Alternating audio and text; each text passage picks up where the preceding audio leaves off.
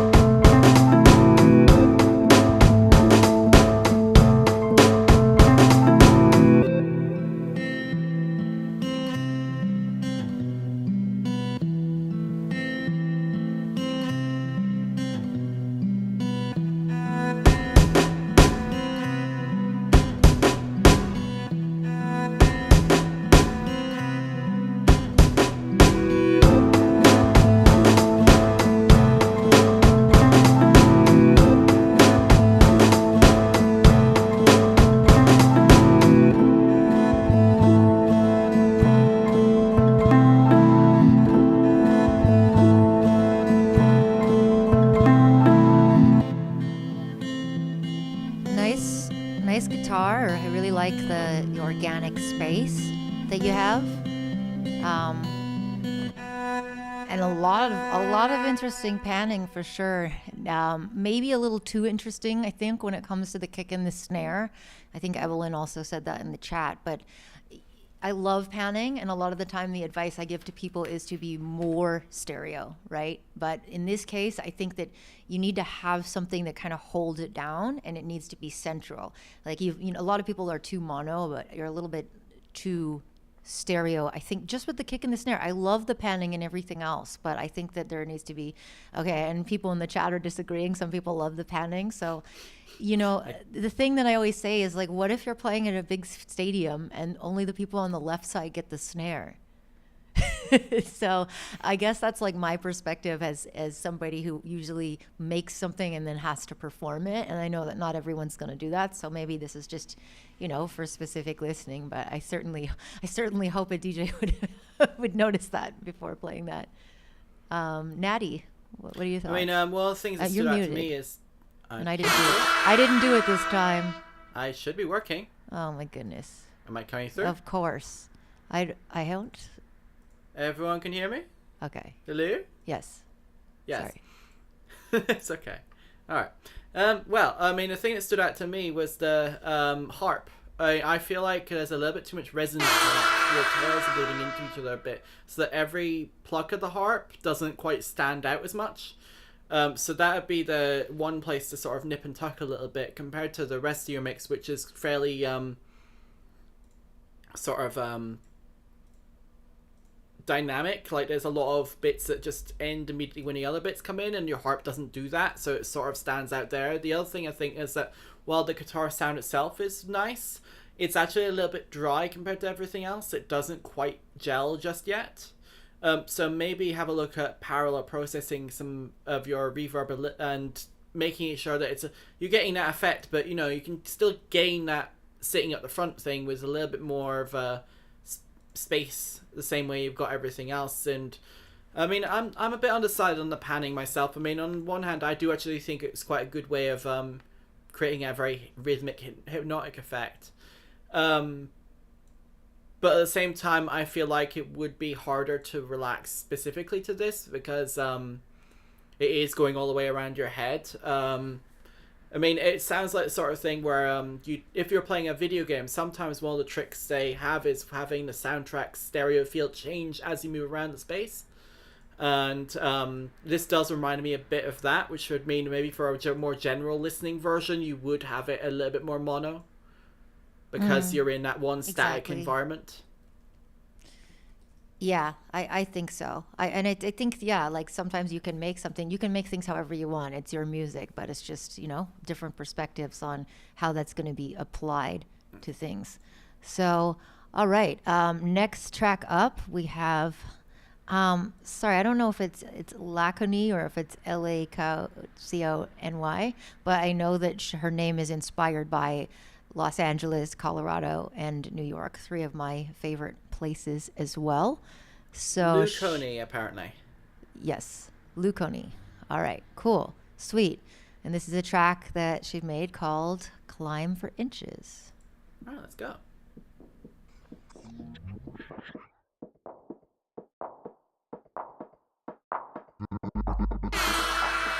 I don't know what to say, really. 3 minutes till the biggest battle of our professional lives. All comes down to today.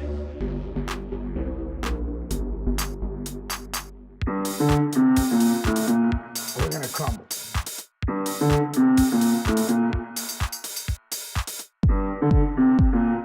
Inch by inch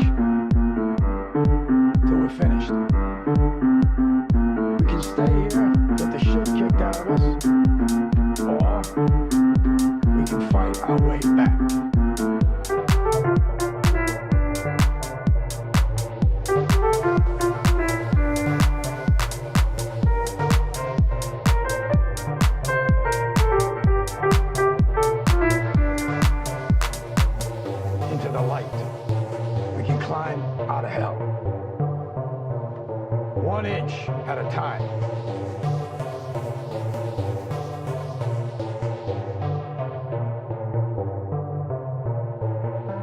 I can't do it for you. We can climb out of hell.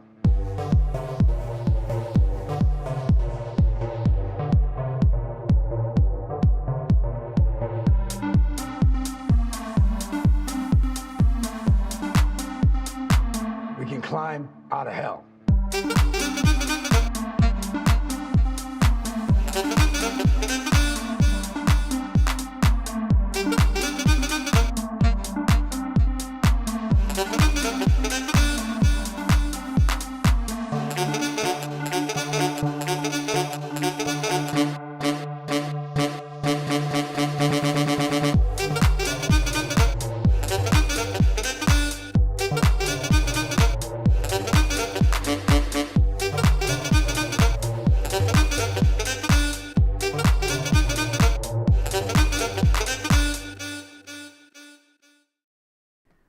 Okay. Hey. Nice. Nice. I definitely love the horn samples and the drums and the general groove of that. I think that's definitely a good like party DJ tool, you know. I would pull that out, and it's very minimalistic, so I would use it kind of as a mashup with something else. But I think it would be nice if there was a section, like what I'm really missing in this is the sub, like, or any like sub. There isn't really like a fat round bottom end, you know. Gotta have a fat round bottom end. and at least, like, you know, with the kick, I think it's got a little bit of maybe low mid kind of mud. It could be cleaned up a little bit, and then you could, you know, what some people do when they make this type of music is instead of putting a bass in, they use a really subby kick. So you could have just like an 808 that's actually a kick and not a bass, you know, that's used in that way to fill out the bottom of your sound. And just for me, that's what I want to hear, because I really like the general idea of it and the elements. And I even maybe like, this is an edit for a mixing tool, but I would like to just have it go more that way. Natty? Yeah, I'm in agreement with with this sort of music as well. I mean, obviously I'm wearing headphones, not a sub pack, but even with headphones, there's still an element of feeling that spreads through your body with the lower bass notes if you can reproduce them on your headphones. And with a groovy house track like this, you really do want to feel it. You want to have your body naturally inclined to sort of groove to the beat. So I mean, the other thing I think is people were mentioning that the piano was slightly out of time, and I feel like that can be done, but it doesn't quite sound deliberate at this point. One way you could probably fix that is to have it so that you alternate between being slightly fast and slightly slow. One, it'll increase the feeling of organicness in the playing of the piano like a real person might, but again, it plays with that groove of flow, you know, you're going back and forth a little bit. So that means the kick still remains that center point and everything else is molded around it. Yeah, I mean, totally. There's also the sax. I thought it's a really cool sort of, I mean, it's a loosely electro swing kind of vibe going on when you introduced that. Avulsion and Hardshifter said the saxophone needs a sidechain reverb, and I actually do agree. I think something like a gated reverb, where you just sort of cut it off really hard, but it still has that tail, so it's like with the sax might actually sound really cool and help fill out the space. Avulsion suggesting maybe even trying a granular reverb in places on the track. That again could be interesting as a way of adding texture, so you don't, because I mean, with us, a minimal track, obviously you don't want to keep adding more competing melodic ideas. I think the overall progression is solid here. It is just about fleshing out the texture and the depth of your sound. Yeah, granular reverb I think is a great idea, and especially like in the new version of Ableton, there are so many little grain delays and more complicated stuff. So I would check out some of the Max for Live packs. There's like some glitchy ones, and there's such a world to play with. Like if you've never really delved into the Max for Live devices, and there are a lot of ones around granular delay or reverb. Convolve, granular, grain delay. Exactly. This is all great stuff. So I think that also just gives you that texture and that atmosphere that gives you that subtle evolution as the track goes on, you know? So cool. We got Cookie up next, our favorites. Nice to have you back. And this track is called Jingle. Okay.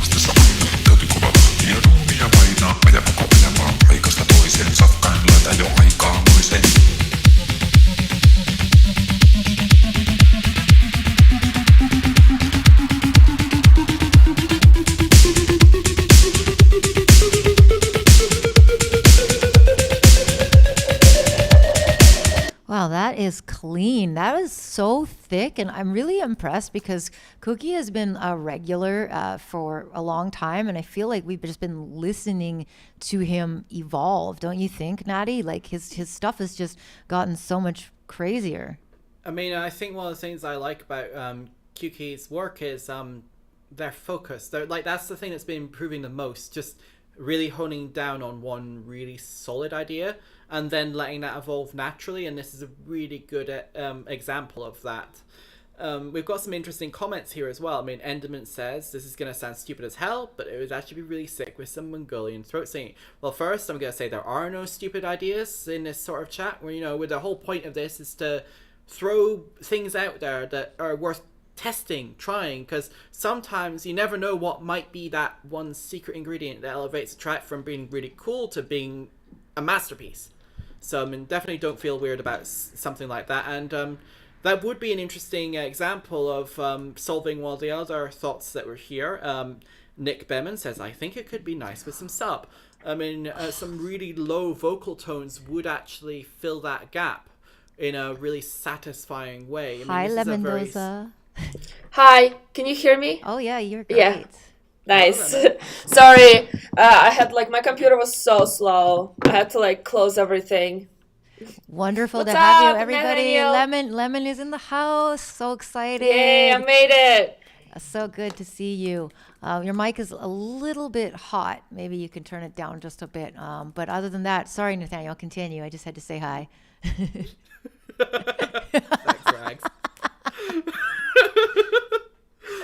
Anyway, the other thing is your snare. I feel like it actually is it's got the right level snap, and your kick is really well centered. Don't change your kick; it works really well. But I think that your snare could do with just a slight bit more body to it. I mean, you could either do that by just tweaking how you've EQ'd it so far, or even your compressor might be pushing it down a little bit too much towards the end. So maybe check your release on that. The other thing would be to literally just layer in a second snare sound that has more body and less of the, keep that snap, but give it more of the oomph so that the gels with the kick more. Because it's sitting slightly above it, and there is space you can get in so that they sit together, so it's a proper thick snare sound because you're so close. Yeah. Any other thoughts from yourselves? I mean, did you have a chance to hear it while it was playing? I think she was still getting in there, but I just want to say that I think that, yeah, the mix was one of the cleanest I've heard from you. I think you've come such a long way, and it was super catchy, and I loved the vocal. It was so much fun because without that, it might just be just another kind of banging track in that genre, but it really gives it character. And that's something when you start playing it during a show, people are like, oh, this is so much fun. It had proper future pop vibes. That was I was trying to place it, but I mean, that's what it reminds me of. It's future pop, but it has a sort of a throwback early synth pop where they were just having fun vibe. Yeah. They added silly vocal hooks and chants and spoken word things that were poetic but sort of didn't make much sense, because they were so focused on this idea of just the synth sounds being entirely new that they weren't really being too serious with it. It was all just fun and games, and I think this definitely it captures that same essence of enjoyment for me, I think. Yeah, for sure. All right, we got a next one up, Santiago, who I think has also come here before. I always remember enjoying the stuff. So a track called Self.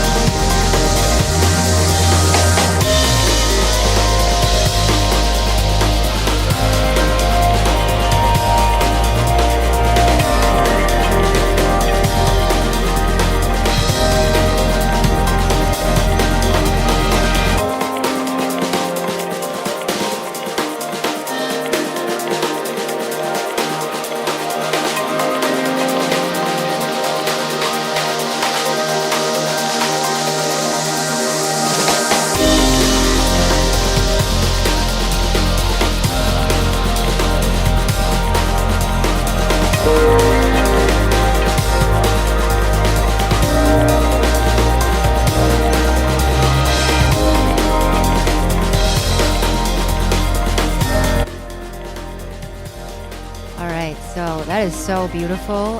Definitely want to make sure we get everyone's tracking tonight. So generally the rule is we'll give you about 3 minutes and then we will feedback over top of you. But this is just beautiful.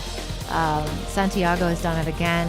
Those atmospherics, the detail, it's just so incredible. I mean, I don't know what to say except some of the other people have said this in the chat. I think maybe some of the treble like is a little bit strong, just the super high stuff, or maybe also a little bit in the like 3 to 5K range. But these are just nitpicks. Like it's just a little sharp, but the bass is so warm and drums sound freaking great. What do you think, Lemon? I think it sounds amazing. Oh, is it like hard to hear me? No, you're I can hear you, echoing. okay. You need to put. Do you have headphones in? Yeah, I'm on headphones. I think you need to make sure that your output is set to just your speakers and not go out. Maybe I'll come back to you, Nathaniel. So some other people were talking about how the white noise and crashes were a little bit loud. I mean, I agree. Definitely turn them down just ever so slightly. I mean, it does alter your balance. But the other thing you can do is actually, sidechain compression is just neat as hell because you can do it on anything you want and to alter the sound. And I think that I'd click sidechain so that white noise itself ducks below your snare and your hats ever so slightly, so that because right now what it's doing is every time this white noise is coming in, it's burying those elements, which is a shame because they are nice elements. I'd also potentially even consider turning your snare up ever so slightly. I think your kick is in a nice place, and I think your sub is in a nice place, but it would be nice just to hear that snap of that snare just ever so slightly more, because I think that it's a nice sound. The overall progression of the track and the energy behind it is nice. It's sort of this garagey, future garagey vibe, and I think that's cool. The use of nature sounds is appropriate, and you don't abuse it either. Really when nice. it needs to duck out, it actually does do so that's cool, and the bass gets a lot of room to shine. I mean, it might even be worth, because of how nice that bass is, giving it a section all by itself where you just cut out for 4 bars and give us the bass.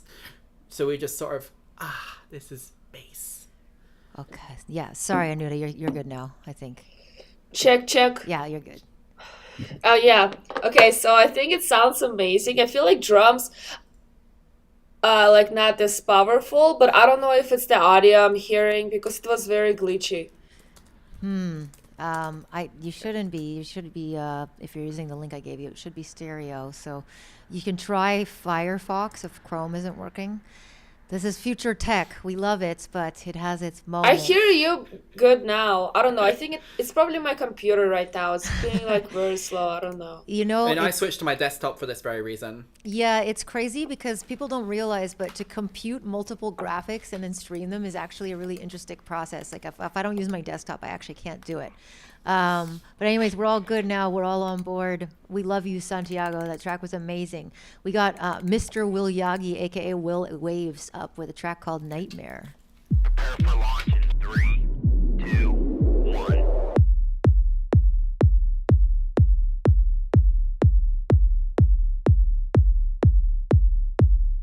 It was a nightmare.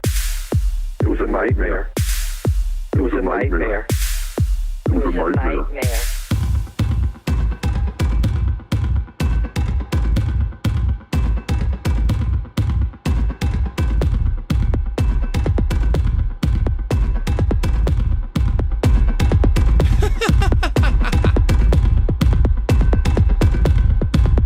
It was a nightmare.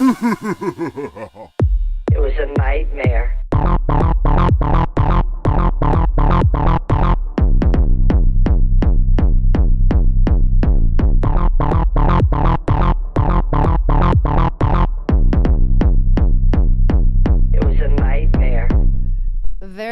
Very interesting piece. I love it. Will, are you okay? please just light a flare outside your house if you're all right. Yeah, no, I mean, it was definitely fun. I think the kick like was a little bit too long tail wise because it felt like it was bleeding into the next kick a little bit. And in the sub pack, which goes down to like 1 hertz, there's a lot of like dirty, it kind of starts to fart. Like this is how you know that your low end needs a little cleaning up, is the sub pack will just start going and that's what it's doing. So that's my thoughts on that. Lemon, what you loved it, huh? Yeah, I think it's like really minimalistic and cool.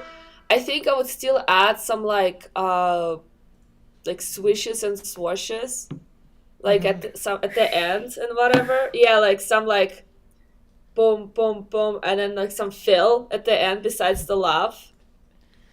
And yeah, and I feel like it would be or like some like psh, you know, you got it. Yeah, so I feel like it would be cool. Shotgun I love sounds. minimalistic stuff. Nice. Crank the shotgun. Did you like it, Natty? I actually think that the overall atmosphere is interesting. What I would like to see more is changes, especially with this sort of sounds. You got that 303-esque ARP, and a lot of what they do when dealing with that sort of squelchy sound is they do end up changing the frequency of the cutoff on the filters and the resonance of that a bit to make it go up and down to give it some movement.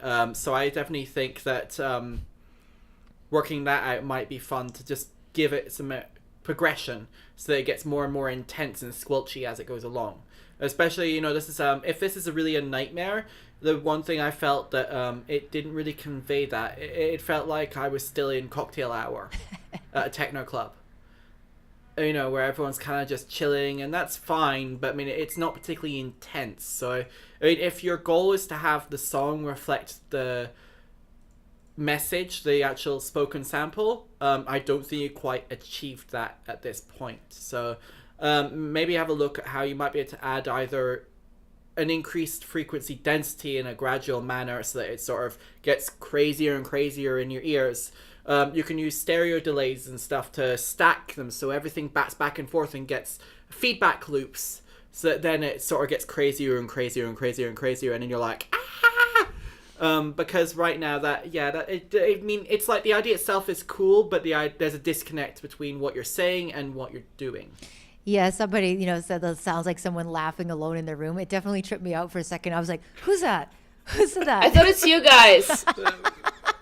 I mean, at this point, yes, I am laughing alone in my room. I am also laughing at it, yes, as well. Amazing. Next up, we got Michael Go. Welcome back, Michael. We love your stuff. A track called Do My Part.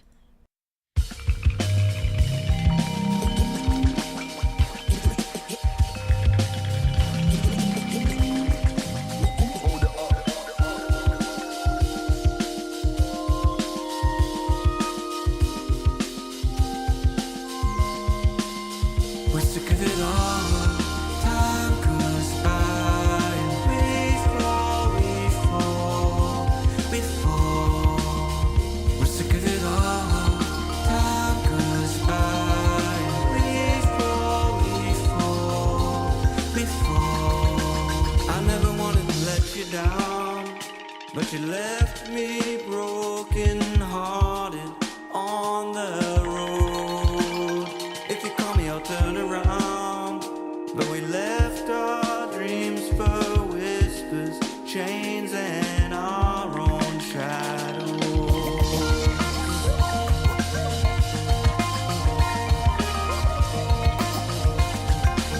So we do that now, do my heart.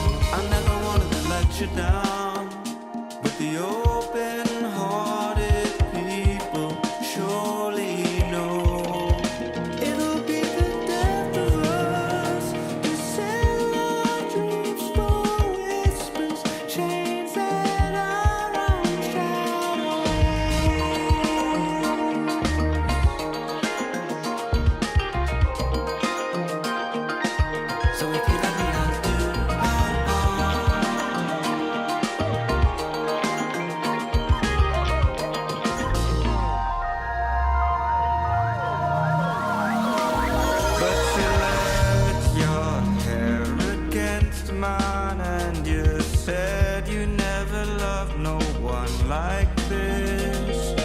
It was just the wrong time, but we thought we'd never need nobody else. And ooh, baby, you changed me. I wanna know if you've changed. Ooh, baby, it's alright. Don't lift your eyes, they're only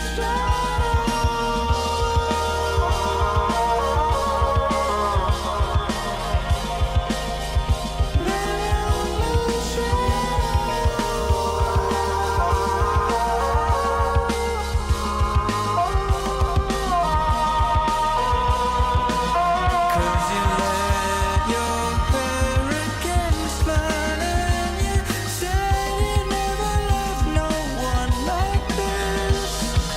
It was just the wrong time, but we thought we never need,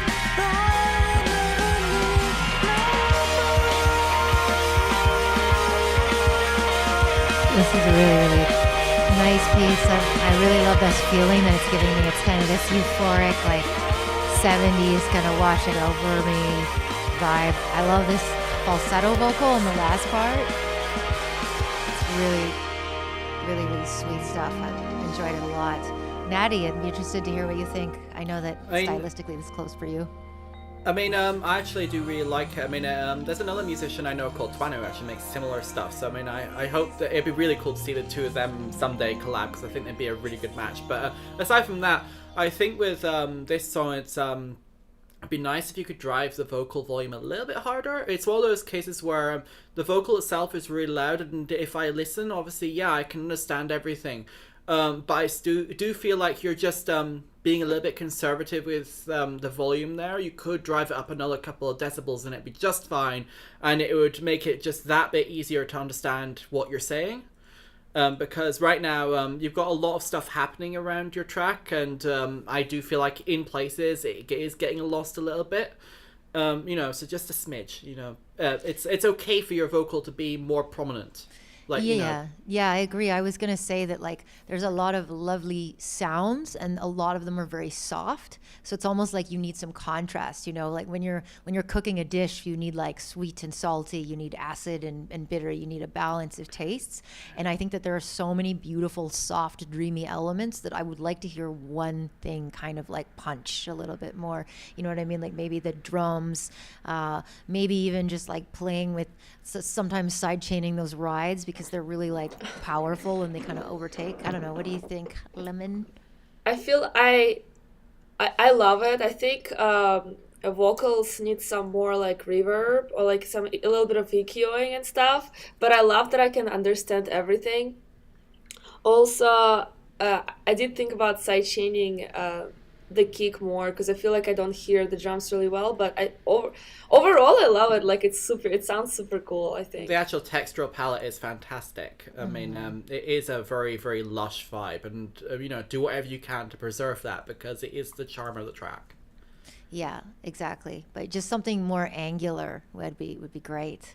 Next up we have a track called Midnight Star by Daniel Mangiaratino, aka Good Ending. Oh my god, name. What? I love the last name. I It's just cool was last reading name. the SoundCloud.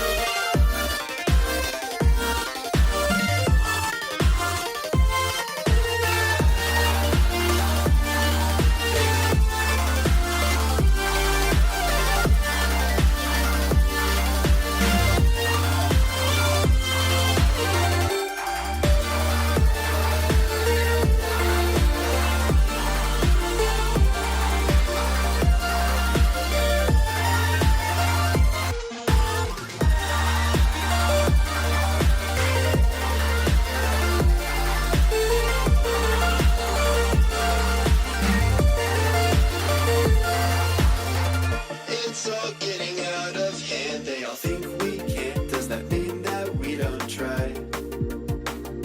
We'll leave all of those demons far behind. Our goal is the midnight star. It can be that far if it gives off so much light. But I see all that when I look into your eyes.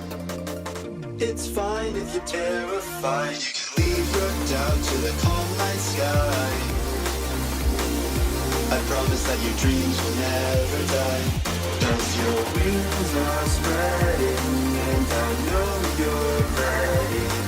It's the journey of a lifetime. Take it star by star. Close your eyes when that obsidian sky is making you fly away. Okay. Live without those chains. Let's finish. Music like this wants me. Oh. Yeah. Go ahead. It makes me want to like take my keyboard and like play it. Anuta just got a guitar. He's pretty stoked about it. Yeah, totally. I feel the same way. This song is a lot of fun. It's very like video game. It's funny that the comment in the chat. This has covered the full gamut of UKF music channels. What did you think, Lemon? You liked it? I think it's dope. Future bass is not very my specialty, so I don't know like much about it. It's like really your thing, Alicia. But it does inspire me to like play my guitar that I just set up. Yeah, I'm really stoked about it. I know. Good. That's high praise. That's high praise. It makes you want to come out and jam.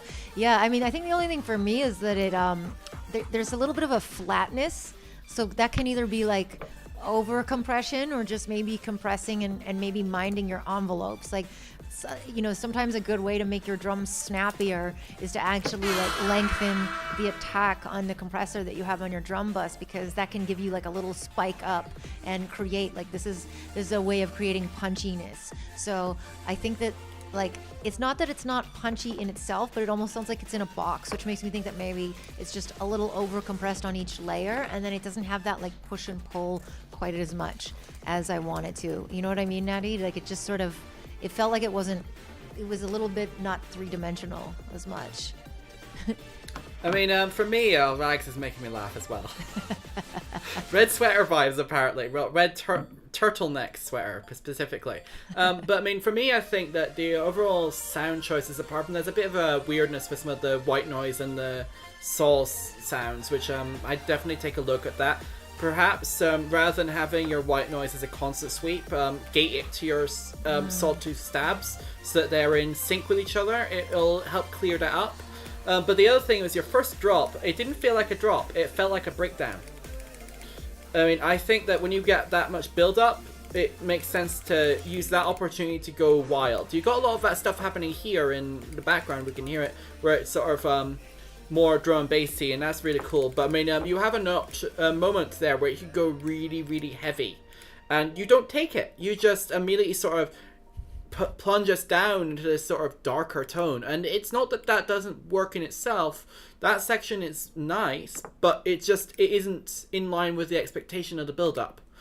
So I feel like you really need to you need a new section there, either by taking something from later and repurposing it, or and then so you can rearrange things a little bit, so shuffle some later ideas forward, because I don't think you want to make the track too long.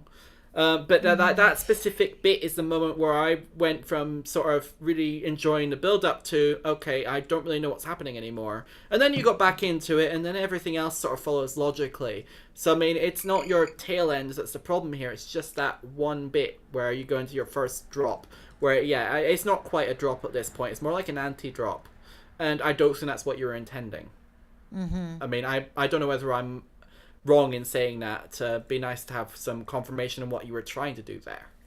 Yeah. But I really do like the idea of the actual lyrical quality is really nice. And but I mean, like, yeah, I'd bring up your vocals a little bit, and as well, because they're just ever so slightly quiet. Yeah, But, totally. like, And the yeah, vocal don't- processing. What did you think of the vocal processing? I mean, I felt that it could be doing with some emphasis in places. One of the things that, I mean, there's a lot of people talking about Porter Robinson and whatnot over in chat, and one of the things that Porter Robinson's actually very good at is choosing specific words to emphasize. Yeah, totally. So I mean, it's a case of just picking the if you look at a sentence, there's always going to be one word, especially in a poetic sentence, that captures the entire vibe of that sentence.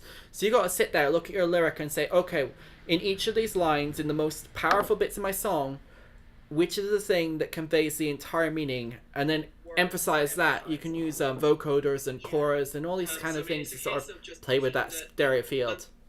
If you look at a sentence, whoa, somebody's Twitch isn't muted. No, it was mine. Sorry, it was on my phone. I have Okay, it on good. my phone. Good. I was like, no more things today.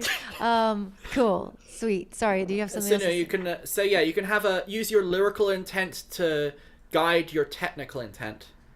Yes, very good quote. Quote of the night. Use your lyrical intent to guide your technical intent. I love We don't it. get that much vocal music, so I've never really had to say that one before. Yeah, no, that's super cool. Very good advice. I feel like we had like already 3 tracks. I mean, it's like cool. I'm like so for it. Totally. I'm into it. All right. Keep Away by Shonen Shijo. Let's check this out.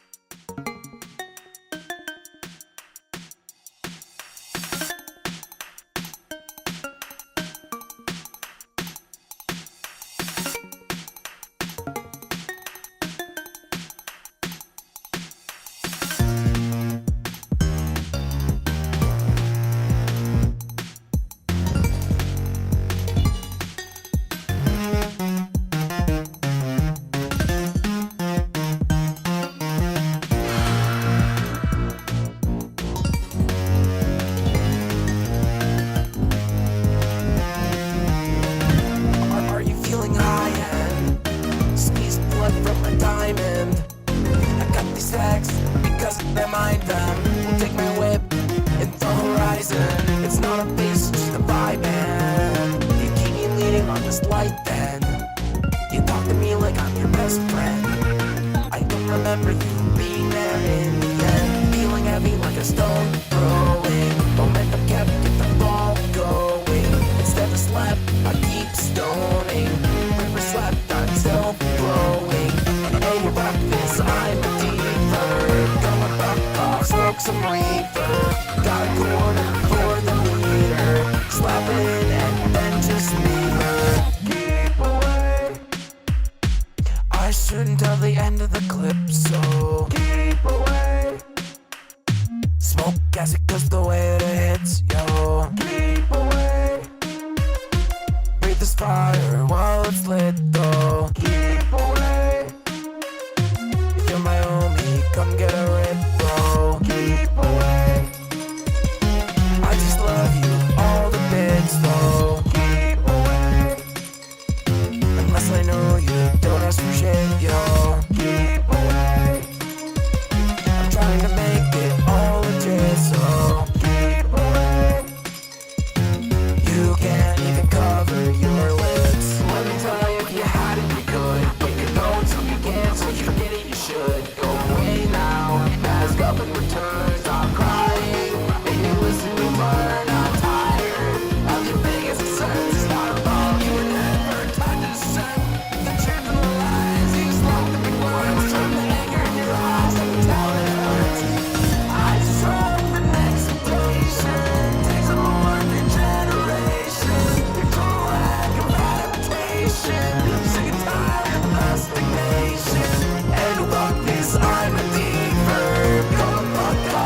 some reefer. Got a quarter for the meter. Slide it and Well, there's definitely a unique selection going on tonight. I feel like we've heard like 5 different genres already. Yeah. Pretty crazy. I think it sounds dope. But I don't know if it's my headphones, but I don't hear low end really well, No, and I don't hear the I don't kick e- and the snare. No, there's not really a ton of low end for sure. You're hearing it.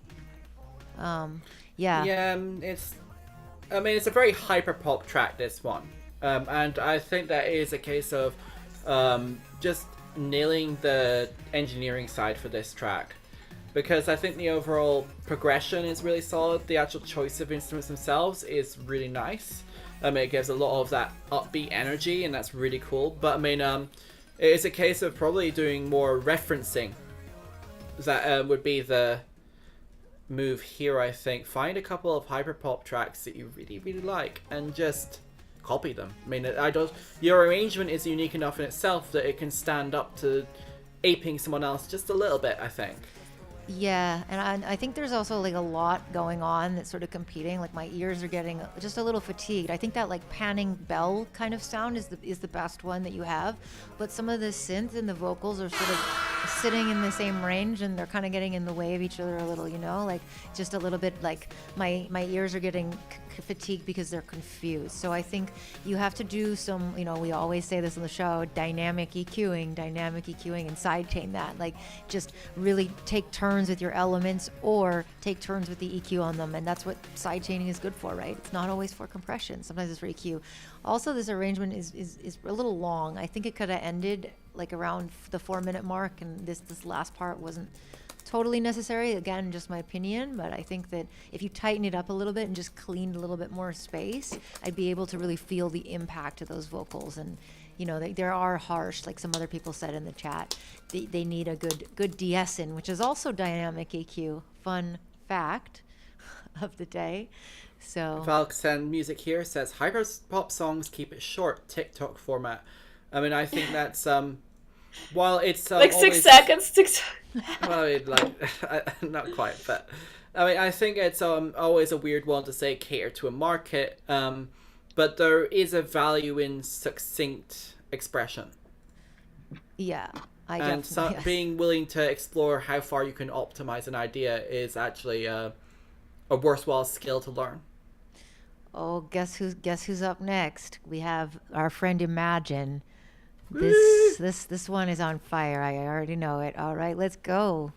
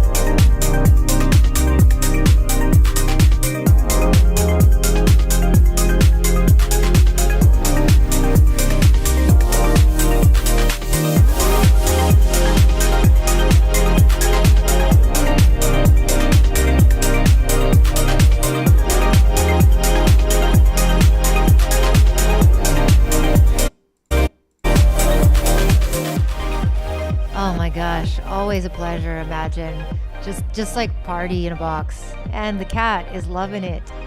I think you got 2 cat paws up. This is such a party track, and definitely fashion week, super smooth. The gating, the side chaining, everything I just said. If the last people who I gave feedback to are still around about like things that are flat needing to pulse out more, this is exactly what I'm talking about. You know, this pulses. This has a really nice detail to it. It's thick, it's nice. The only thing I would say is like it would be nice maybe in the second drop to have something that is a little more lead forward for me, just to vary it up, because I love it. But I think that like it would be just a cool thing to have as a progression, is just have a little tiny, it doesn't have to be like a big lead synth. It could be just a more prominent upper thing. I don't know. Natty? I mean, I felt like there was a missed opportunity during your hype section in the second half.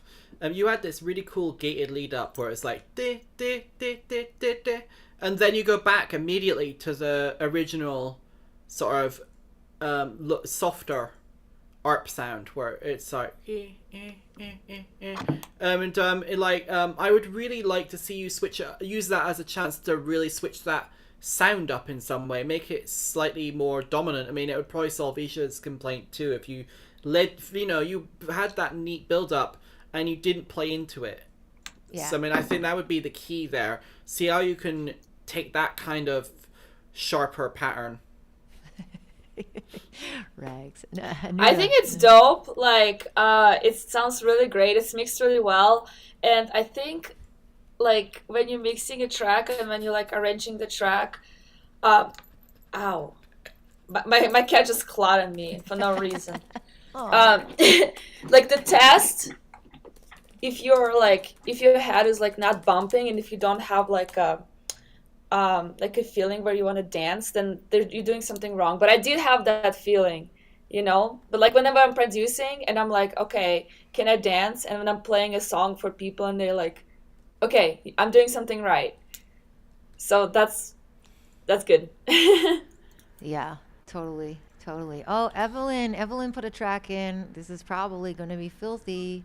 Oh dear, Invasion it's called. I can't imagine there's ever such a thing as a nice invasion. I don't know.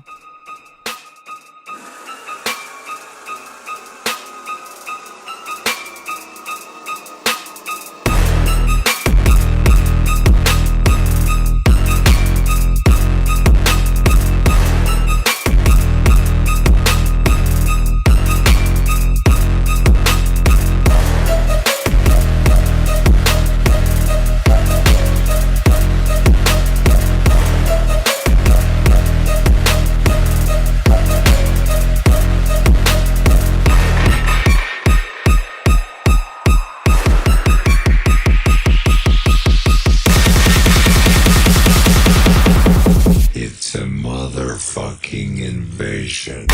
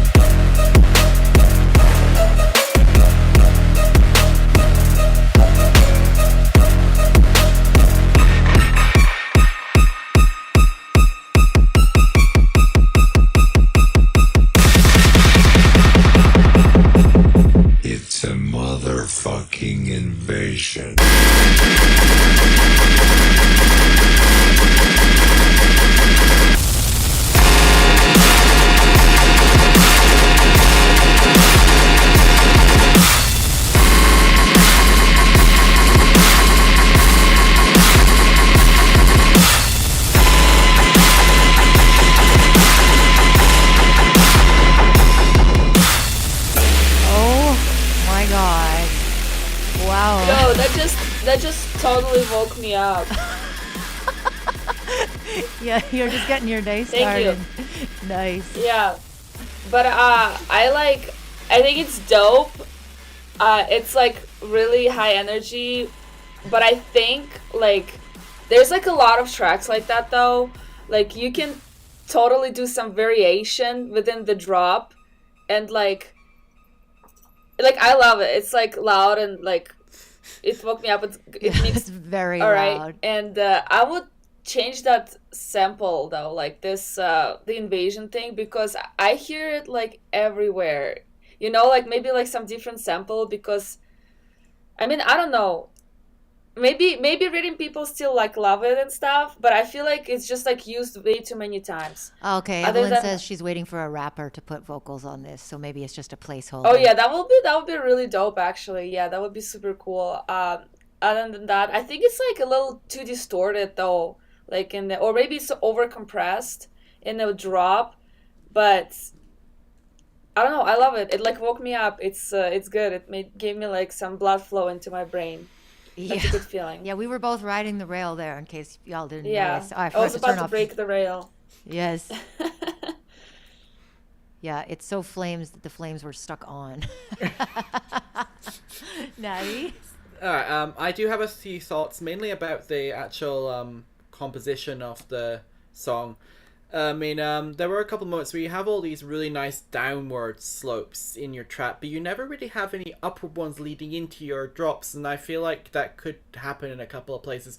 And if you do keep it really low key, just sort of a very quick, it won't diminish the impact of your drops, and it would just help the sections feel a little bit less disjointed than they are right now.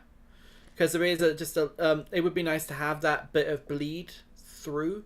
I mean, obviously, I mean, I'm not gonna bother worrying about how you might do that, because I mean, I trust you to figure out a good way of fitting in with your aesthetics there, because I mean, you know how to do sort of risers and things like that. I'm not really too worried about that, but it would be helpful here, I think, to just sort of glue that composition together.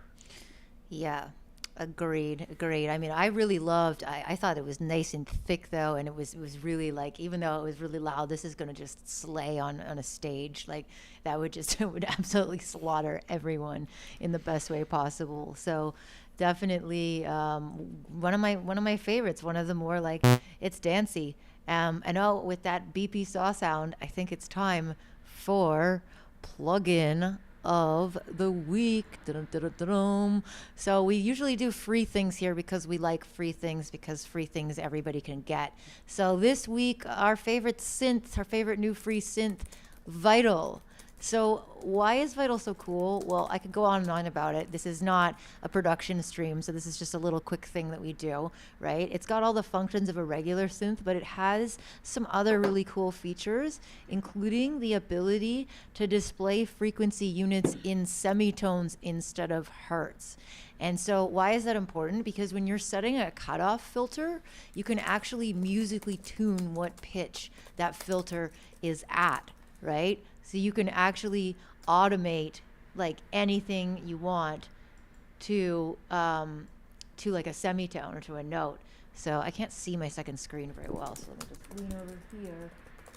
But yeah, so basically you can turn on anything, and then you can automate, like take an LFO, automate it to this, and then set the value in semitones. So you could say like one octave above whatever the note is, and you could set it to key track. So you can actually create harmonic movement in that. And then it's also got this really cool text to wavetable feature.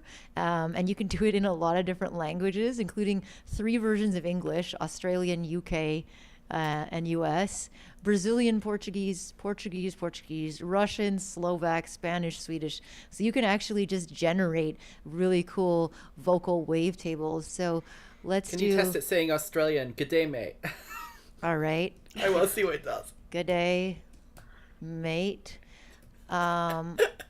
All right. And so one pro tip, once you do this, you have to make the wavetable move, right? Because a still wavetable is a very crappy sound because it's not moving. So I'm just going to quickly throw this LFO on there and, well, it's going a little too slow and too high. What? How is it? Why does it called Australian?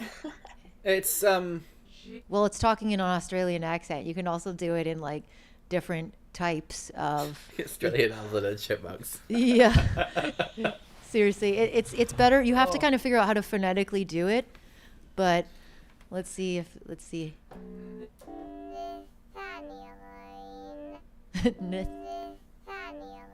It's not bad, right?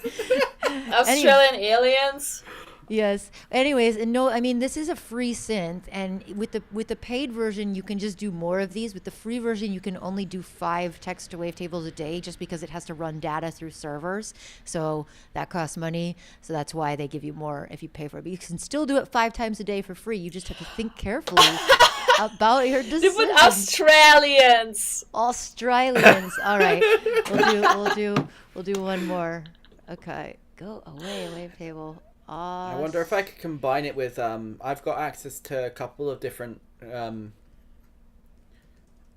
orchestral libraries that have like choir set that you can program speech for. One of them is called Voxos. It's by Cine Samples, and the other one is part of East West Composer Cloud's choir library. They have their word builder, and it'd be kind of neat if I could find a way to combine that with this. You know, where I can either feed those samples into this or just generally stacking and about. It could be neat. I mean, it's free. You got nothing to lose. The developer is a really cool person. You can pay if you want, and you just get like bonus sound packs. But it is a really beautiful sounding synth, and the harmonic way that you can do the filters is really, really cool too. So that's our plugin of the week, Vital. And next up, we have this Crystal Whip by, I guess, what is this? Third Pillar, I believe. Oh, and it's a Google Drive file, which means I have to download it, and then it opens. There we go.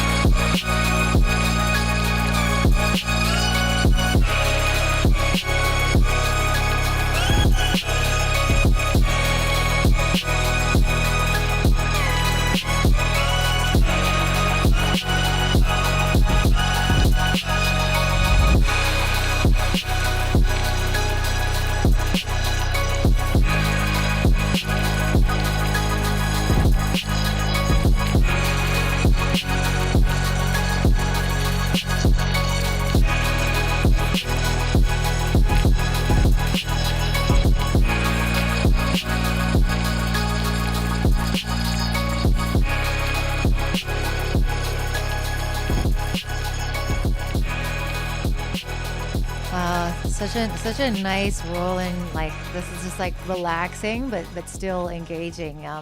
Crazy side chaining, super heavy, maybe a little bit too heavy sometimes, but I really love those sparkly sounds that come up on the sides. Those are my favorite. I really love the texture of that. Did you like it, Lemon? Yeah, I think it's cool. I feel like you can do some variation with the snare because I feel like the snare is the same. You can do like snare layering, like do like one snare like this, another snare is like a little bit like with a delay or something, or like put another snare there to make it like more interesting. I feel like vocal samples would be like really cool in there, Yeah, but it's like it sounds cool. Yeah, no, I think you're right. I think maybe a little bit of just that organic texture or vocal coming in. Natty? I mean, I feel like the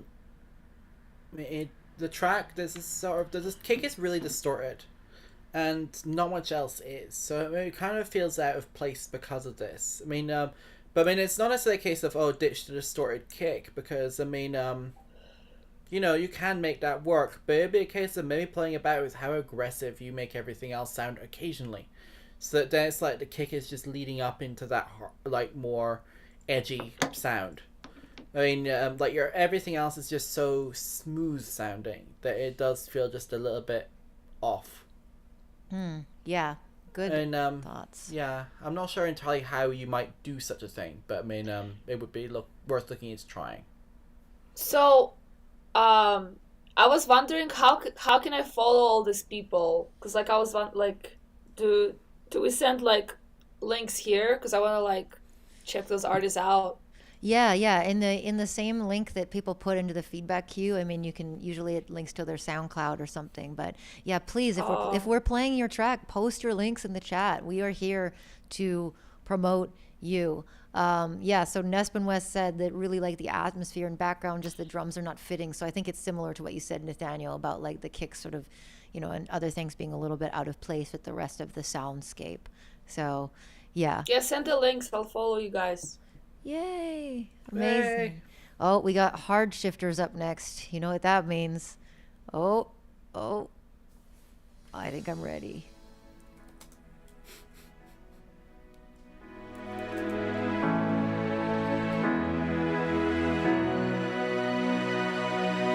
From this distant vantage point, the Earth might not seem of any particular interest.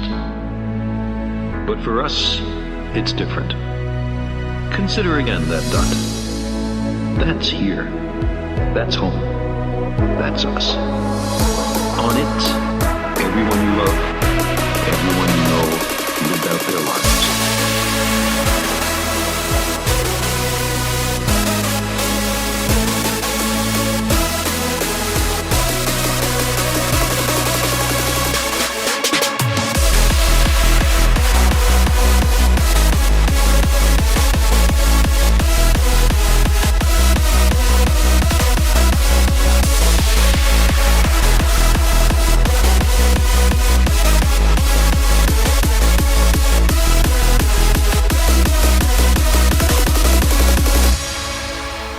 It has been said that astronomy is a humbling and character-building experience. There is perhaps no better demonstration of the folly of human conceits than this distant image of our tiny world. To me, it underscores our responsibility to deal more kindly with one another and to preserve and cherish the pale blue dot, the only home we've ever known.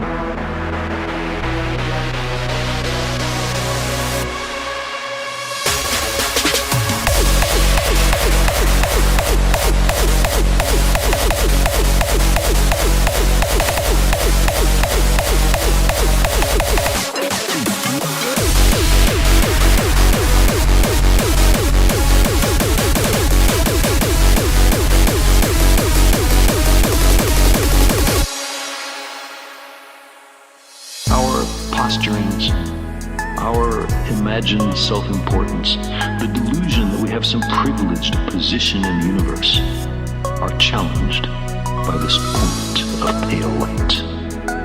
Our planet is a lone speck in the great enveloping cosmic dark.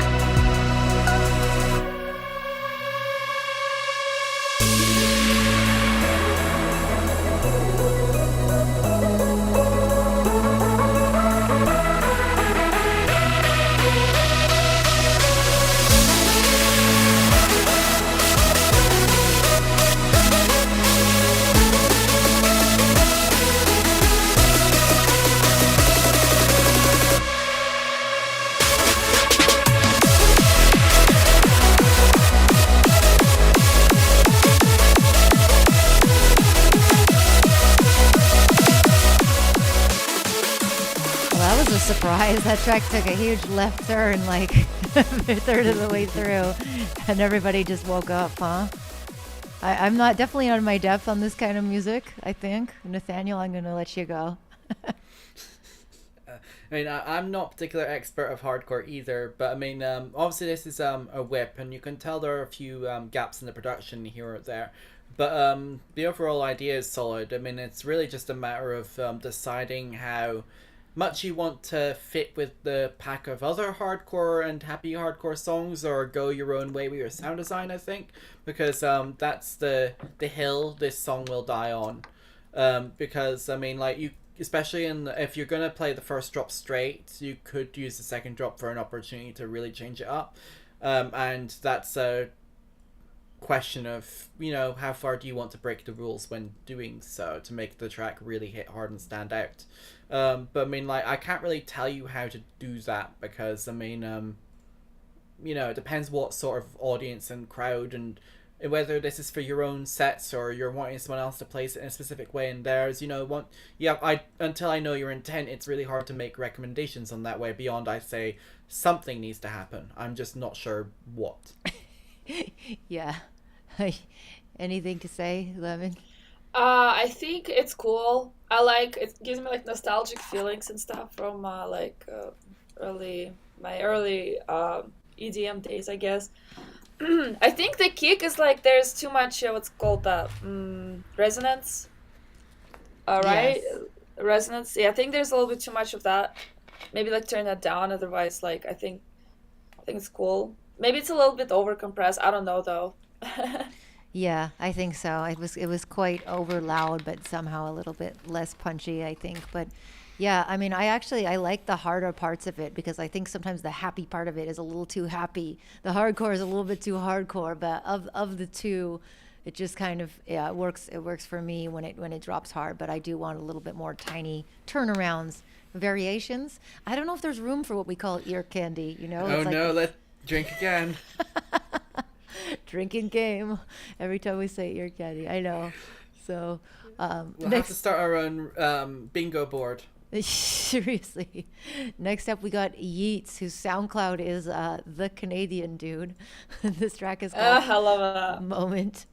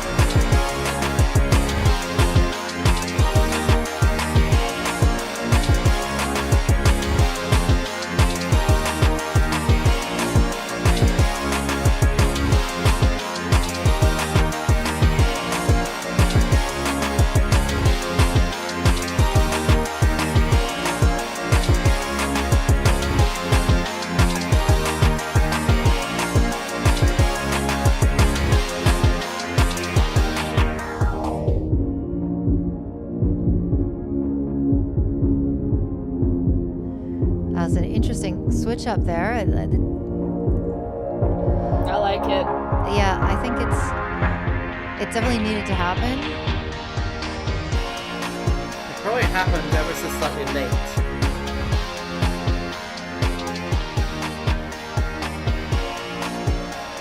Yeah, I kind of have a hard time though with like, you have to be careful that it doesn't just sound like a live DJ effect, you know? Like, I feel like when you have like your entire track filter like that, maybe putting a single like high-end ride or crash or something to actually like polish it so that the track is still flowing.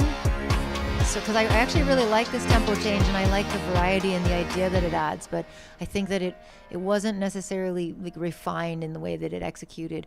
But I liked the idea. I liked the general happy vibe. But I think, as some people said, maybe you can try like changing the voicing of your chords or changing a chord or two because the progression stays the same, you know, a lot, and maybe it could use a little bit of variety. I actually, you know, I've been a piano player for my whole life, and I always thought I was too good for MIDI plugins. You know, I was like, I don't need arpeggiators. I write my own arpeggiators by hand, and like, you know, I don't use blah blah blah blah blah because this is my thing. And then I realized that like we're all human, well, most of us, I think, and we get stuck in patterns, right? So like, even though I'm a piano player and I know chords, I tend to do the same chords because people just fall into patterns. So sometimes MIDI plugins and things that just sort of take those decisions a little bit, randomize them, can really inspire you differently. And I started using it's called Scalar, and basically you input your MIDI, it captures it, and then it suggests different voicings or even like complementary things. And just by like taking my usual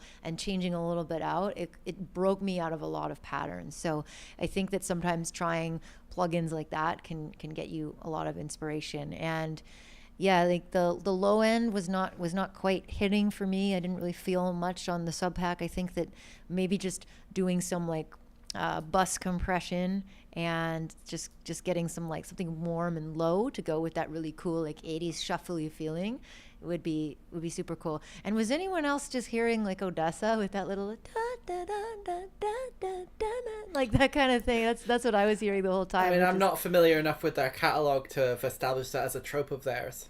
Yeah, those little, it's a really pretty melody, and it's a compliment because I really like Odessa, but it just, yeah, I think I would like to actually hear that part come out more in the track and come forward as like a lead, you know?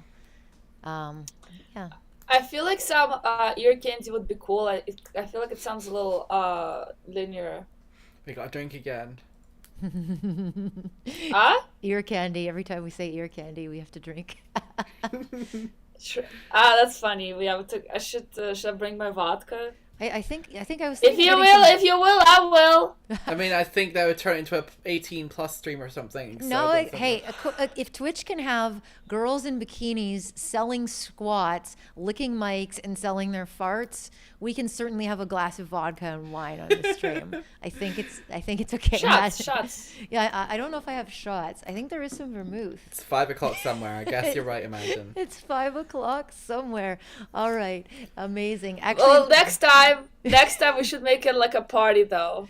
Oh yeah, no, I am gonna go get some. I'm gonna take a little wine intermission. That's not a word. It's terrible. You know what that is? That's on some housewife's wall on a embroidered like it's wine intermission time. Oh my god. And you should think it. You should make it like on the chat how people like they have like things, the bonuses or whatever they put like in the chat, and one of them should be Alicia takes a shot. Alicia, yes, I could sell those. All right, for sure. All right, we're gonna put on this track called Something Real, and I'm not leaving, I swear. I'm just gonna pour myself a glass of wine. The kitchen is right behind my computer. My apartment is very small. I will be listening to your track.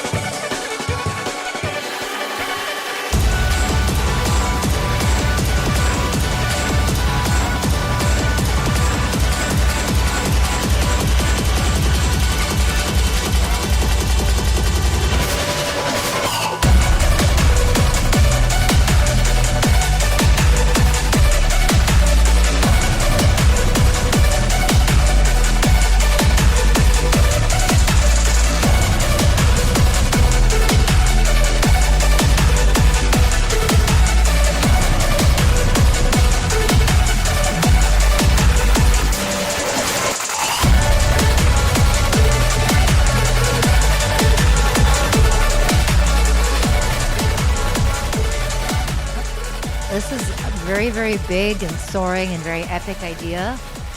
But there's a lot going on sonically, and even, sometimes it's actually good to sort of walk away from the speakers and see what stands out. So that's kind of the test that I accidentally did when I was going to get a drink there, right? Is that what do I still hear when I'm walking away from it? And I heard a lot of like drums and kind of top end noise, and I heard some beautiful stuff underneath, some really nice stuff, but it was kind of being obscured. Like from over there, all I could hear was just like kind of like the smashing of the drums. And when I got back and I put my headphones back on, I could hear like a really nice punchy kick underneath, but there was just so many things happening at the same time that it was hard to check it out. You know what I mean? I really love wave music, and I think it's like really cool. I think the drums are too aggressive. I think you should like filter them out, like low pass them and stuff. Like there's too much high end in them for like a wave track, but it's just my opinion. I love wave music. I think this track is like really cool. I'm gonna get myself a drink too, actually, since we're partying, getting turned. And Imagine said that Twitch is weird about alcohol. I mean, this is grape juice. This is apple juice. This is whatever you want it to be. Part of the magic of the internet is that your imagination can fill in the gaps. I mean, why else is anyone watching girls lick mics on Twitch, right? Just I didn't even know about it, Alicia. I'm surprised you know all that. But anyway, actually, I was doing a Web3 like Decentraland. It's like a Web3 universe and they had like a vodka party there, so you could like buy a drink, but obviously like you can't drink over the internet, but you can like buy yourself a drink and they like pour your drink in the metaverse. It's kind of funny. I know. I heard it was disgusting. I heard that McDonald's is making McDonald's in the metaverse, and now you can like spend your hard-earned crypto on like a NFT McRib. So you can't even eat? It's probably healthier that you can't eat it. You'd rather not eat it. I mean, it'd Pretend be to nice eat if it. it was like a lifetime, like a Nando's Black Card or something, where lifetime supply of McRibs, but no, you get nothing. Nope, you got. But you just get a digital burger. Nutty. And I really liked. I mean, I think they described that sort of track as sort of a future rave or a vapor trap kind of vibe going on there. I think that's a really cool atmosphere usually, but you just need more space to allow each individual element to breathe a bit more. I mean, I want to have a section where it's sort of like I'm immersed in the sub and the kick, and another section where it's just sort of really engaged with the super saw crazy arps and it's just your arrangement just feels like a constant block more than anything else, even though you have a few sections where it's more build up and breakdown, but it's just like they're not quite defined enough to really change the energy level of the track, because it's all just kind of all super high energy levels. Some people were pointing out that there might be some places to tweak with the relationship between your kick and your sub. I agree, they weren't quite defined enough in the mix down either, so I mean it's probably a case of just something as simple as a multi-brand compressor or dynamic like EQ or some sort of thing, just to sort of nudge little parts of the sounds out of the way of each other. Yeah, I know what you mean. And people are saying like this halftime section would be good. I'm always like, I try to not say that because I want to say that almost every time, but it's funny because I was a drum and bass DJ for like 12 years and I really just loved halftime parts of songs. And I was always kind of like, a lot of my friends felt the same way. And that's kind of like, we all got into this early glitch hop because that's sort of what it was. It was like halftime bassy weird stuff. But I do think that because there is so much going on, having, if not a halftime, just a stripped down section where it's just nothing but like, the main percussion and some atmospheric like textures, and just let it breathe, let it just breathe. So that would be my advice. We're gonna move on to a track called Amigos by Alake and RJ. All right.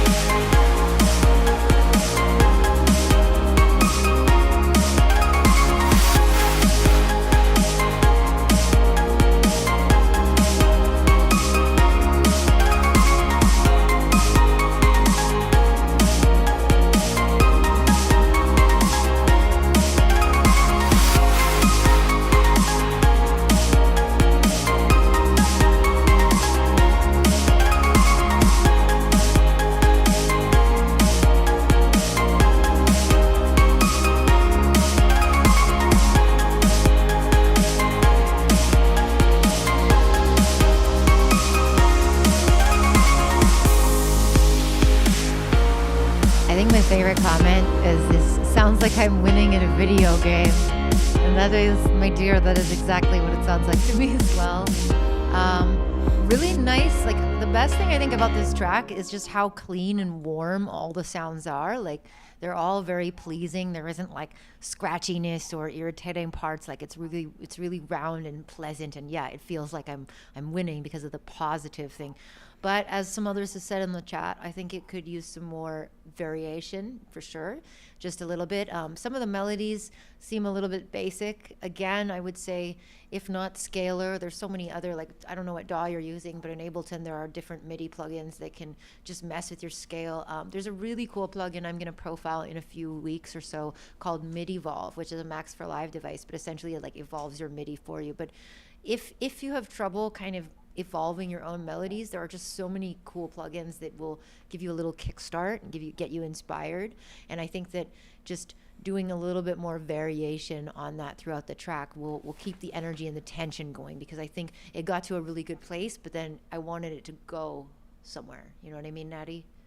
Yeah, I know exactly what you mean. I mean, we got some other people here thinking kind of on lines of what I thought. Sky Sweet Sound says, yeah, big placement opportunities for that one. I see it like a car commercial or something too. For me, the vibe is like a life insurance advert. You know, like the, you know, where you take out your claim and suddenly everything's okay. And a lot of it has to do with the piano. It's a very basic piano sound, and you can introduce very, very subtle micro tensions to make it sound less robotic and loopy and more human. A lot of that, I think, is to do with two pedals that you'd find on an actual piano. There's the expression pedal and the sustain pedal. With this one, you don't really want to use there's I think I'm forgetting, there's usually a third pedal as well that makes it sort of sound darker. It tightens the strings up a little bit and changes the resonance. Like dampening control, you mean? Yeah, I can't remember what it's called. I don't have a grand piano to practice on, so yeah, the dampening, the soft pedal as well. Yeah. But I mean, with this one, I don't think that's really required so much. It's more about how long the notes last and how their tone in a more brighter sense. So I mean, you definitely look into your MIDI editor and see if you can. Imagine on a medicinal commercial during the scene where they're reading the mile-long list of side effects that include death, while some old dude is enjoying flying kites with his grandkids.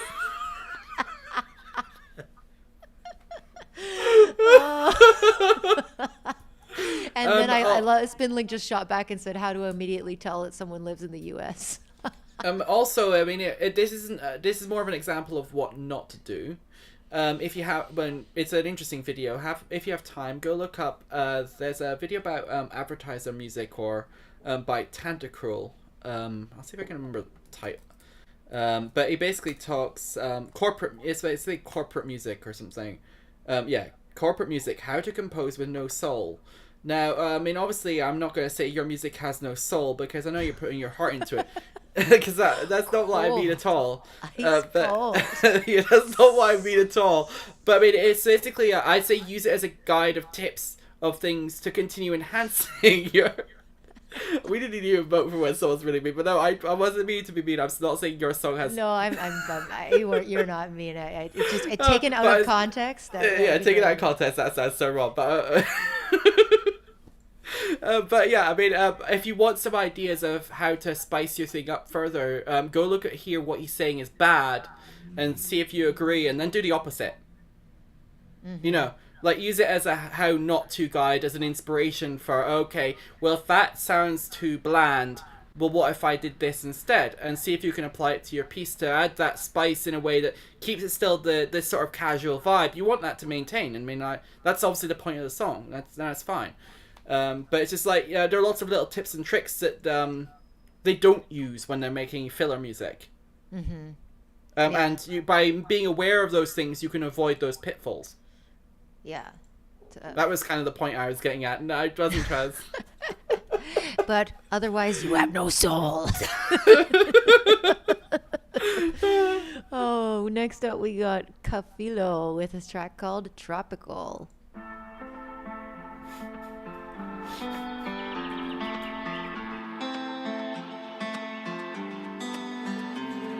I never knew how much much this was falling through, until it drew a bit of blood from the inside, the inside. When we look upon a life so cold, a life so cold, where are we even from? I do not know, I do not know. When life seems to grow on trees, undo our soul, undo our soul. Yeah, I can feel it rebuilding.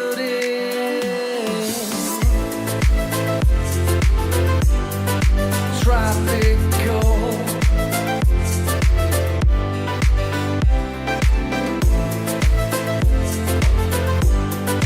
Tropical.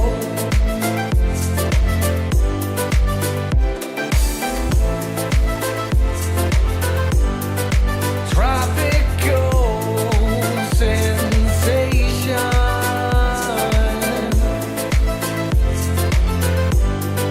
Tropical sensation.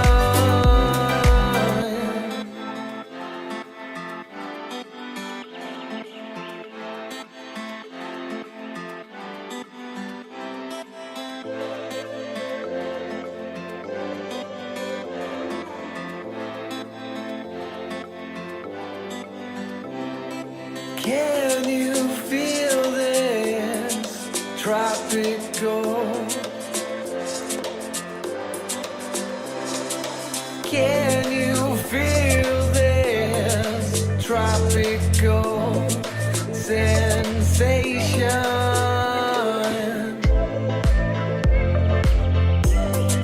Tropical.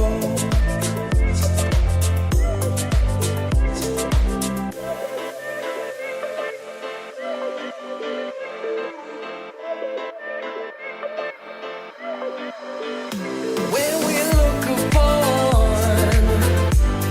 a life so cold, a life so cold, where are we even from?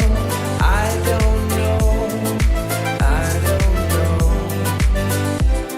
When life seems to grow on trees, undo our soul, undo our soul. We can't be who we wanna be, even if we're old, even if we're old.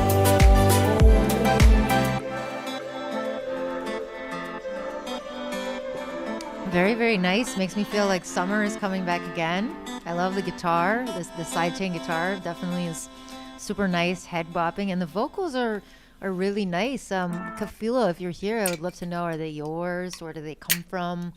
But there was definitely something a little bit needed to be smooth for me, like of the vocal and the rest of the track. It felt like maybe that balance is a little bit off. Like the vocals are pretty strong and they didn't blend as much into the track as I wanted them to. Like I think maybe some of the other, like maybe the drums could be a little bit maybe more saturated or just a little warmer and thicker, because I think that the vocals are really, really nice. You know, Natty? I mean, the stuff that I have reference to, I mean, Rags was saying, struggling to figure out what sort of vibe or setting. I mean, this is basically, like, cocktail bar kind of, you know, in a sort of a, well, it's tropical. It kind of does fit that setting of, you know, everyone's having mojitos or something with the little umbrellas and the cocktails kind of vibe. The vocals I think were quite nice, but I mean, it was very, very focused overall on the kick and the snare and the little shuffly sounds, to the point where it was kind of ignoring a lot of the other very interesting melodic elements going on elsewhere. And the piano just sort of sits there doing its thing and doesn't really get a chance to do anything sort of interesting. Yeah, that's it feels like an in the pocket groove the whole time. That's yeah, it's kind of like it needs a moment to sort of break out and do something ever so slightly different to sort of propel itself along, because otherwise it sort of just it disappears into the background. And I mean, that can be useful. I mean, if you're talking from functionalist sort of perspective, having something that is pleasant and doesn't really disturb anyone's conversations is, it can be useful. But I mean, if that wasn't your goal, then obviously that can be unsatisfying, I think, when people don't react the way you want them to, which is probably to get up and shuffle a little bit. So I definitely have a look at just your overall progression to monitor your energy levels a bit. Yeah, I think so. But I did, that's Kafilo is saying that their friends sang the vocal, which is awesome. I mean, I think the recording quality is really professional. Like, I would almost think like, oh, that could be almost from a sample pack. Like, it sounded really even. A great job on the vocal recording and production. That's definitely something that, a lot of producers make great beats and they don't know how to deal with vocals, but whoever recorded it and produced that vocal sounds really great. So yeah, we've got both of the people who are responsible for this track sitting in different chats. Kafilo's sitting over on Discord, and Mofire, I don't know. He said he did the vocals, I think. I don't know. I'm pretty sure I saw that earlier, and he's sitting in Twitch chat. Being nice. Quite happy with that result. So well done to both of you. It is a good progress, I think. Yeah. LJ. So someone else signed, and Mousefire was Mofire. Sorry, was responsible for processing, learning, helping him with the mixing. So that was still a good job. I mean, that's a very important and underrated skill sometimes, I think. Really, really cool. All right, Lemon's back. We are sassing it up here on LBC TV. This is Feedback and Friends. And next up, we have Cheers. Spindling Cheers. The song is called Blue. Let's see if it will download. Maybe I should just download it. I think that Google Drive, yeah.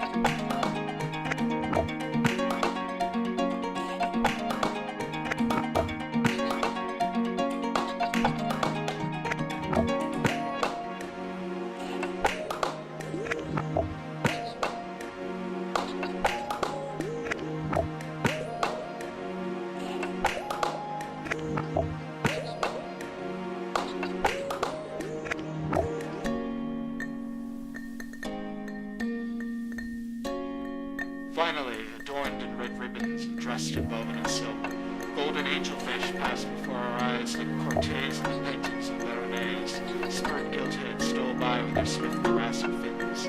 Red herring 15 inches long were wrapped in their phosphorescent beavers. Red salmon seemed to mow the waves with their slicing pectorals.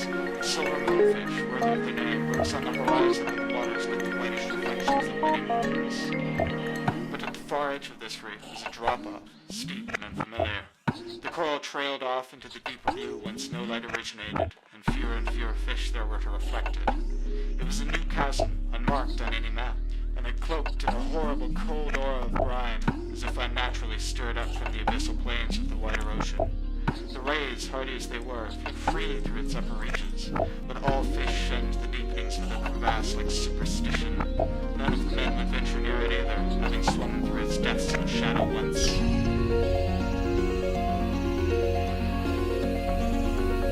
Wow, I'm really loving this atmosphere with these pads and this soundscape. Like really nice arps and really lovely percussion. It's so minimal and so lovely. I would like to hear a little bit more air sometimes. And I think maybe the whole thing just needs to be a little bit more mastered because let's just let's fully solo. But yeah, I really love it, but it needs to come out more. And maybe one part with stronger drums, as somebody in the chat said. I like that suggestion, but oh, this is so lovely.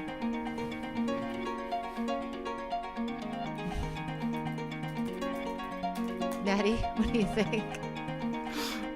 I think that there was it'd be nice to have some sort of like a loose funk based sound, because people were saying that this is low end. Well, obviously this isn't EDM, so you're not going to have a sort of heavy bass, but sort of as a loose sort of plucky bass, either maybe an upright or an actual like funk guitar bass kind of thing, where it's just sort of really subtle in the background, where it's just sort of playing with the flow and the intensity. Another thing that people were suggesting was maybe increasing the intensity of the claps in places where, rather than having where you can switch it up, so you can go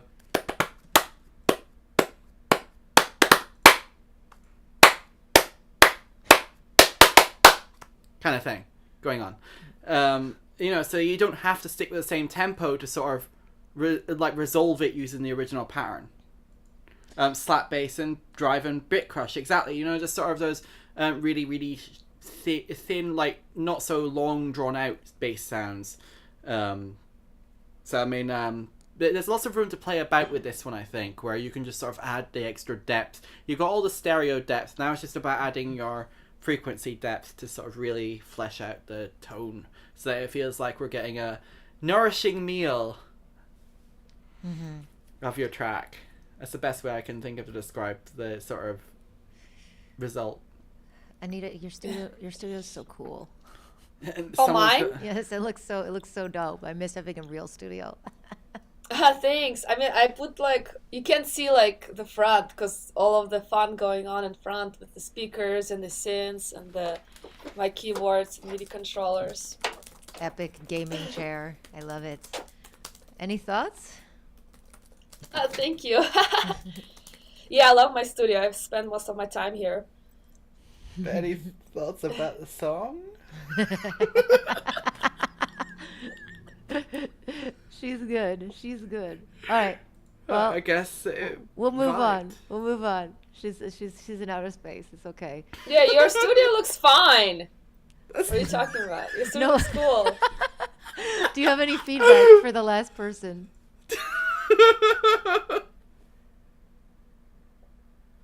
No? All right. I don't get it. No. We're asking you what you think of the last track. Oh, me? Yes, you. Oh, I was confused. I'm sorry. My bad. I'm slow. Well, I'm not sure. They said it's not an EDM track. No. So I'm like, it sounds beautiful, but I'm confused. What is the purpose? What is the end goal here? Is it an ambient track, or is it just a melody? It sounds beautiful, but I'm confused. What kind of genre is it?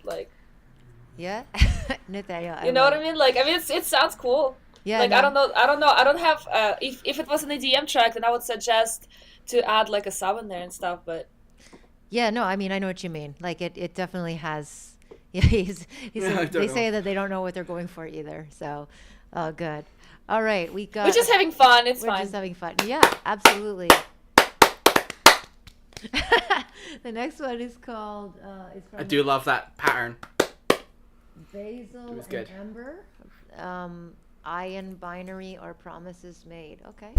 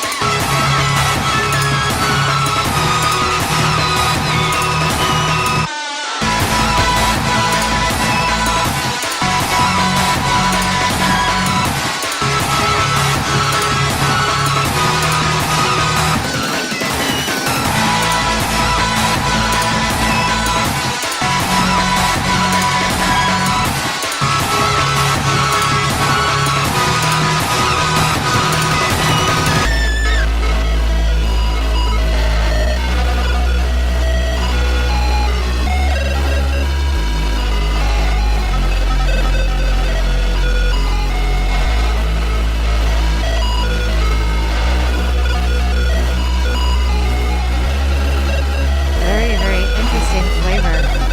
It's weird, like the drum pattern was like kind of the opposite of what I expected it to be, which was really interesting. But I do think that maybe a little side chaining wouldn't hurt because I felt like any of the drums or the low end and the definition of the percussion was sort of drowned out by that heavy layer of bass.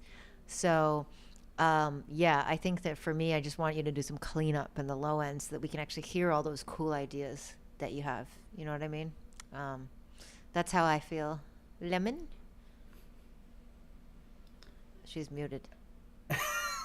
There's always got to be one moment. I think you muted yourself. Lemon, come back! Come back. Come back. Come back. I really like this style of music. The only thing I didn't like is the synths at the beginning. I thought it was kind of was really irritating my ears. But I really like this kind of, I don't even know what it's called. It's like Tech Genesis. Do you know Tech Genesis? It's a really good artist. It's like really reminded me of that. It's cool. Yeah. Nice. Yeah, I think just clean up a little bit. Natty? I mean, the intro to this actually reminded me of some other song I've got somewhere in my Spotify library. Where it's a really strong melodic idea just immediately off the bat. So I mean, I really, really, really liked that because it's like, you know, if this track came on, you'd know which track it was. So definitely whatever you can do with the progression of this track, keep that because that's really cool. The other thing I could think of as far as developing this further, I mean, it's very boxy sounding. You've got all the percussion kind of just does one thing at one level in the stereo field over here, and then all your other sounds are kind of here when they don't all need to be, especially your super saws. You can actually have it so as the song progresses, they can get wider and wider and wider till I'm just surrounded by super saws. And I feel with the energy levels of this track, it would also make it easier then for you to allow your percussive and your drum elements to gain the space as everything builds up. So, I mean, I definitely would take a look at how you could tweak your stereo field and layer things up so that they do just gain that room. Because right now it's all in one space, doing one thing at all times. And I mean, this is a very bouncy track, or at least it's trying to be. So it doesn't need to be. Yeah, for sure. I wish I could remember what that song was. It was it's annoying me now, because there is a similar idea where it just immediately starts with this recognizable melody. But I mean, Lemon says she found the lead at the start a little bit off, and I think it's just mainly to do with how it's distorted, but you could EQ out some of the rough edges, so you gain that saturation without bombarding your ears with the harshness of it. Yeah. I mean, it could even be as simple as trying a regular old de-esser on that top end just to tone it down ever so slightly. And remember, you can always add highs back in later through another layer on top. You know, that's you feed them through the same bus and you glue them together and you get a nice little parallel processing chain that allows you to gain the energy that you want from the high end without creating the mess that you're getting when you're running it through your saturator. You always have, like, I don't know. I love the way your mind works, Nathaniel. I appreciate you. Thanks for always giving such interesting feedback. You always come up with stuff, and I'm like, I wish I thought of that. I mean, well, I love actually listening to everyone's tunes because, I mean, I constantly get new ideas to go and test stuff out because, I mean, like, I'm only feeding back based on what you guys are sending us in. You know, like, this is just you getting my gears whirring, and it's, you know, fun. I actually love this because it means I can go test stuff later. Nice. Yeah, I totally agree. I mean, de-essers are dynamic EQs, and we always love dynamic EQs, so de-esser on distortion. Great. I mean, and you want that specific sort of area removed. I mean, specialty tools are the way to go sometimes. Why not? Yeah. All right, we have Chris the Wizard. Some people are pretty excited. I don't know Chris the Wizard, but I guess I should. Featuring Techno Jeff. You shall not pass. James Webb Telescope.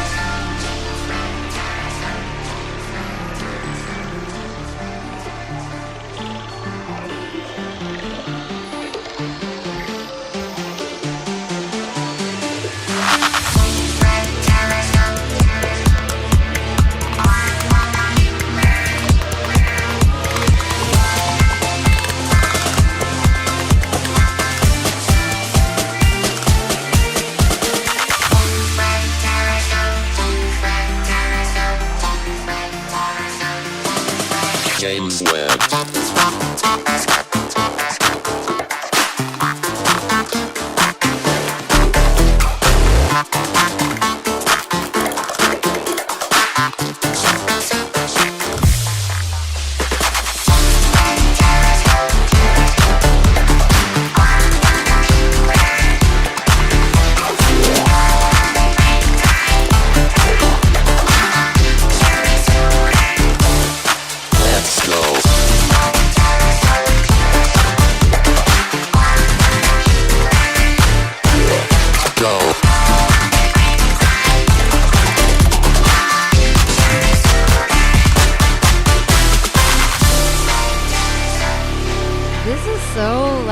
Fun and unique. Like, I don't even know what kind of genre this is, like, particularly, but it's just fun. I would just call it fun. This is like New Age Daft Punk. Yeah, totally. No, really rich and like just punchy and really nice. Lemon. It's cool. You like? Yeah, it's cool. Yeah, I like it. However, I feel like the mid-range sounds, like the vocoder voice, is like phasing. I feel like with the mid-range sounds. I don't know. Like I feel like they're in the same frequency that they're like interrupting each other. Maybe it's just me. I don't know. What do you think? Maybe. I mean, something. Yeah, that there might be a little bit overload of mid-range, certainly in some parts. Natty. I mean, an easy way to fix that would be just to, if you got 2 or 3 layers sitting there, you just pan them ever so slightly out of each other's way. So it doesn't have to be much, just enough to sort of say, okay, I am in my own space. It's not a hugely different space from the other. It's just, a minor little tweak. The other thing I thought was you had that, when you had the switch up, there was the really posh sounding James Webb Telescope Vogue sample.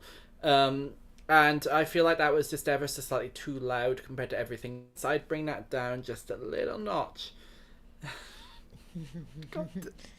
Rags, why you like this? Nathaniel Rags together. This poetry. 16th century paintings. Well, he is a Scottish, some sort of Scottish royalty, possibly. You never know.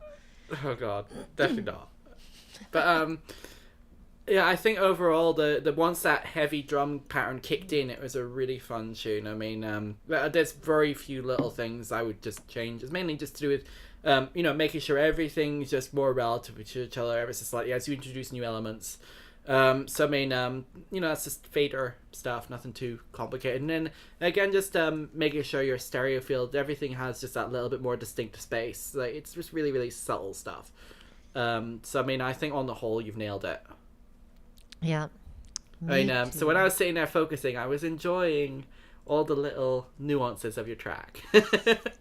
Do I really look that stoic on stream? I mean, sometimes I will say there. Then previous times your camera froze and it took me a while to notice. All right, we got Droney up next with Near Omnitron. If this OneDrive thing works. Oh, I hear nothing.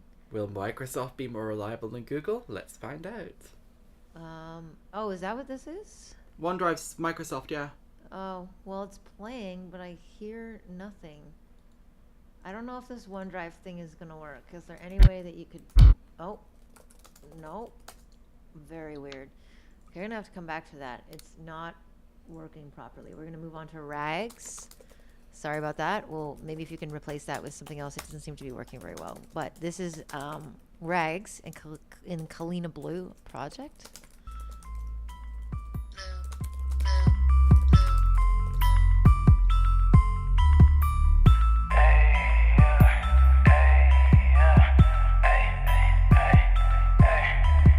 Still can't find my way, I'm taking anybody wanted today. I'm throwing my shade now. Tell them get laid down. Hold up, bang, bang, shitty bang. I got 3 minute things on my mind to pass the time. What's the reason for all of you following me? What's the reason for those not behind me finally? Wanna take position to co-sign me? For what reason? Couldn't be the same last season. When you wanted to call me a heathen, that shouldn't have been breathing from the first place. You looking at me in the first case. Girl, I take you off for if you just lay it down. Hey, better come equipped with my crown. See what I'm saying right now? I could swear too many reasons to find you. I still can't find my way. I still can't find my way.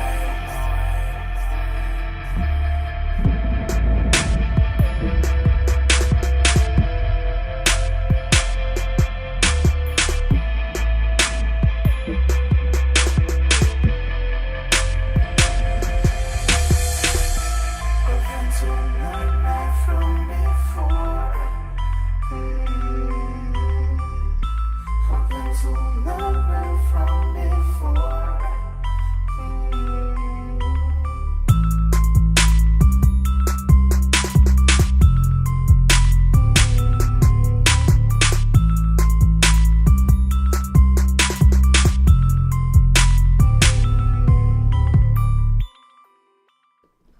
Nice, nice. Some hard hitting This stuff. is great. Yeah, you like it?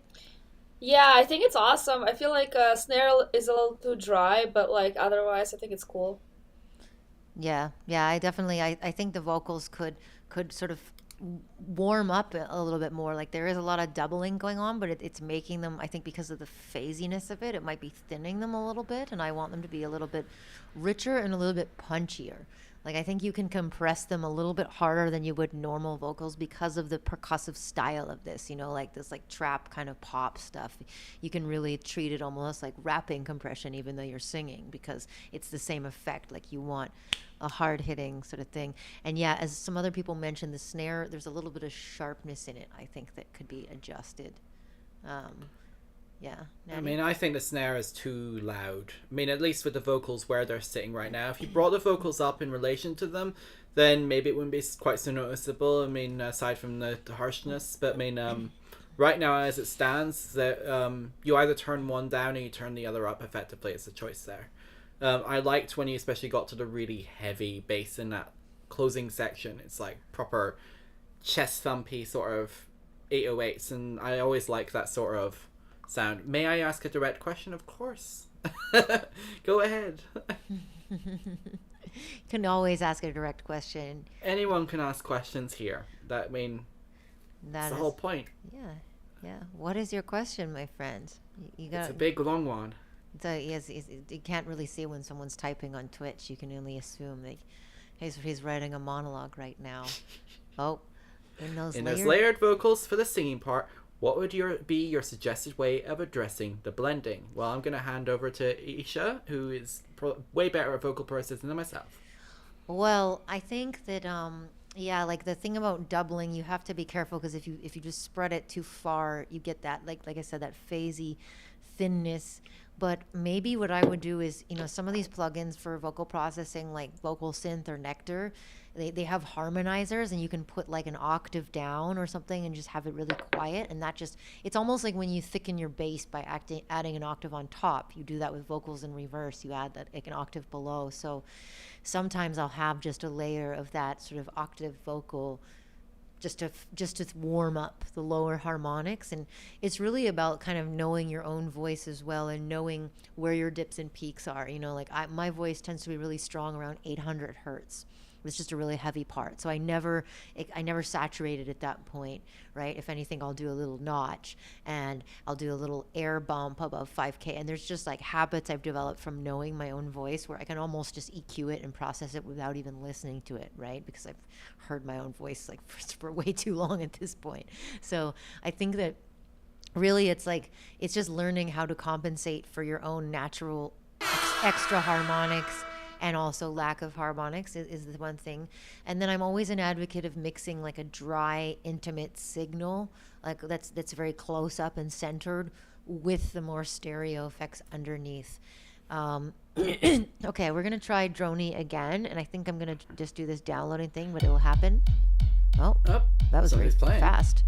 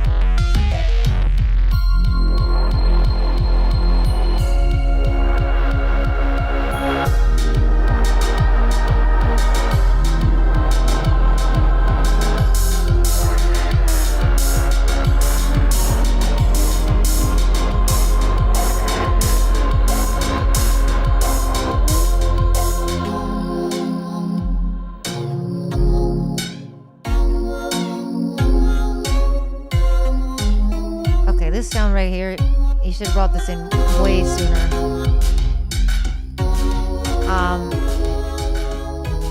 I like the booming bass. I like the hypnotic thing, but I think that you need to give it a little bit of breathing room, right? The thing with this track is everything was kind of going constantly, like boom, boom, boom, boom, boom, boom, and then the pads over top, and then the long synth, and like those are all lovely ideas, but you have to kind of balance them, and you have to balance them against each other. So I think like having a little bit of air space here and there, like would be interesting. Having things take turns would be interesting.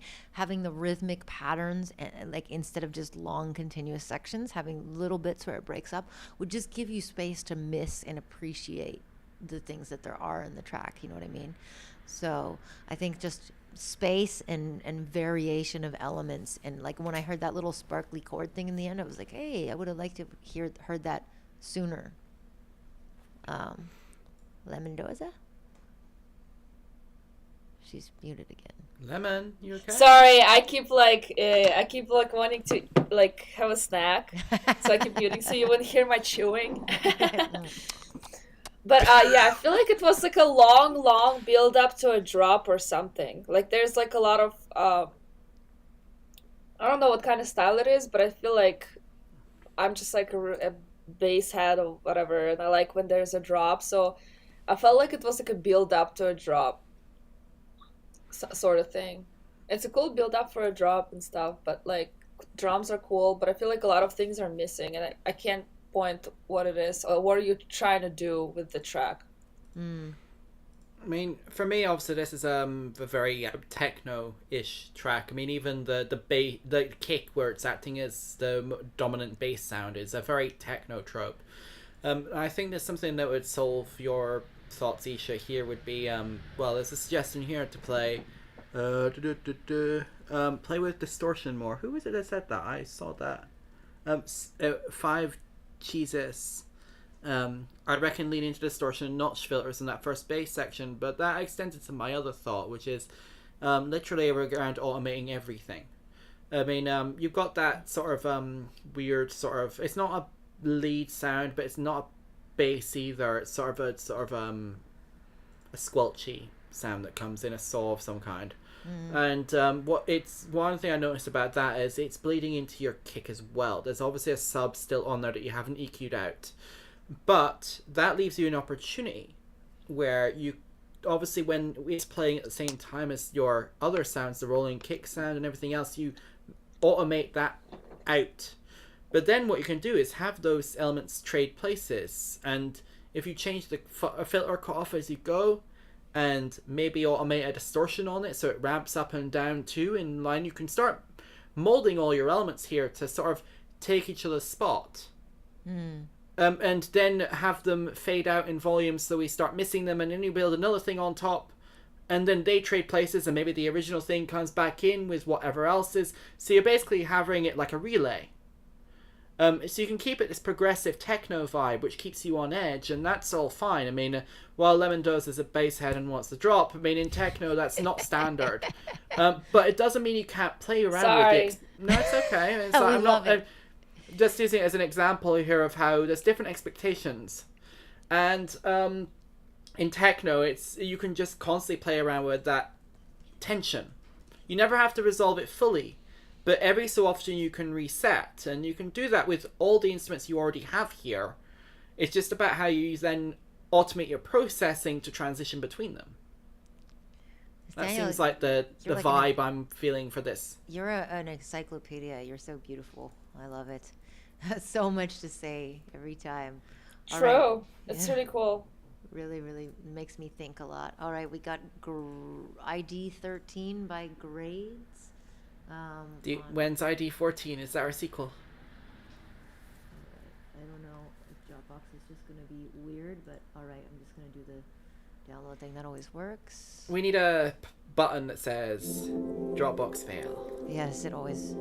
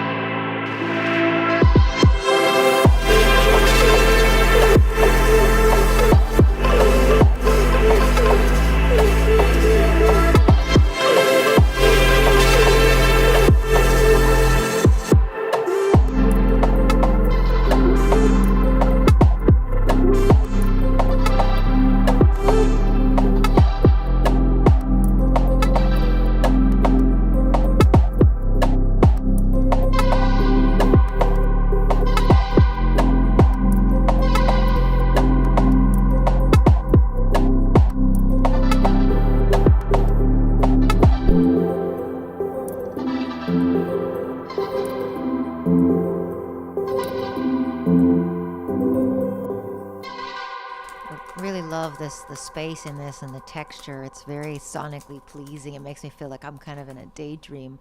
My only jarring moment was when those really high kind of synthy string saw things came in. They were quite loud, and then they were really hard side chains. So then they were kind of like even more aggressively loud when they came back in because they just had such high amplitude. So I think I would just that's the only part that I would just pull back in a little bit, is just that those high strings. But and yeah, Imagine is saying would love for those background piano chords to be a little brighter, or automating the low pass filter and opening it up slowly over time. I think that's a great idea. I love that sound of a very slow, warm filter. But yeah, I love the world that you're creating. Like, I really just visualize this really peaceful, lovely place. Yeah, me too. It's like super morning vibes and stuff. It's like like you're playing an anime like game, you know. I'm really into it. I feel like I would filter drums a little bit, but like I like it. I mean, obviously this you said it was ID 13, so obviously as it's still definitely unfinished. I think the next logical place to take the arrangement is to get the piano going deeper, so like you'd end up with replacing your sub perhaps for the low piano notes, and go really, and they'd probably call it emotional piano with it, where you got, rather than relying entirely on just the sort of subtle diddle sort of sounds and that kind of things, where you can actually go really big with your chords and start spreading out your voicing of your piano, and then mix everything else back in, so you end up with this massive climax. I mean, it definitely feels like the direction the track is heading naturally right now. Yeah. It'd be really, really nice to have that sort of, I don't know, sort of a cleansing, euphoric release. Yeah. No, beautiful job though. I really just keep going on this tip. I think it's got its own unique character to it, and it's interesting, and it's still very relaxing at the same time, which is nice, because sometimes you have like background music and you have hype music, and I really like it when music kind of hits both for me. Like, it keeps me engaged, and at the same time it's like listening to it is like being wrapped in a warm blanket. So great job, great atmosphere. We got Nick Berman up next, a track called Stilled.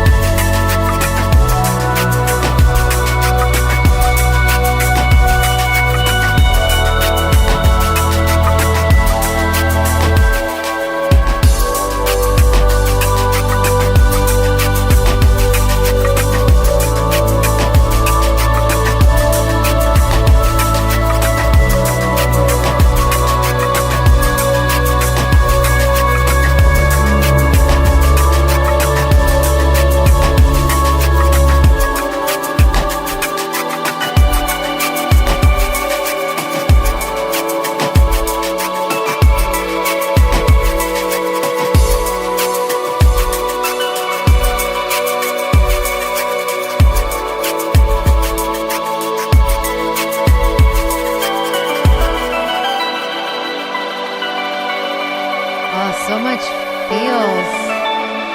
It's so beautiful. Yeah. It sounds like a soundtrack for like a movie from like 2000s. Like a European movie from 2000s or something. It's so beautiful. I love it. I have like no comments, like bad comments. I guess like there was like no snare, but also I feel like it doesn't need snare. No. It's so like atmospheric and cool. Like it's awesome. Yeah, very cinematic, like you said. Like it definitely seems like a big movie moment. I really love the emotion in that too. And as Chris the Wizard said, our favorite term, dynamic EQ. That's the other point in the drinking game. Is every time we say dynamic EQ. But I agree that there were a couple of high points. Cheers.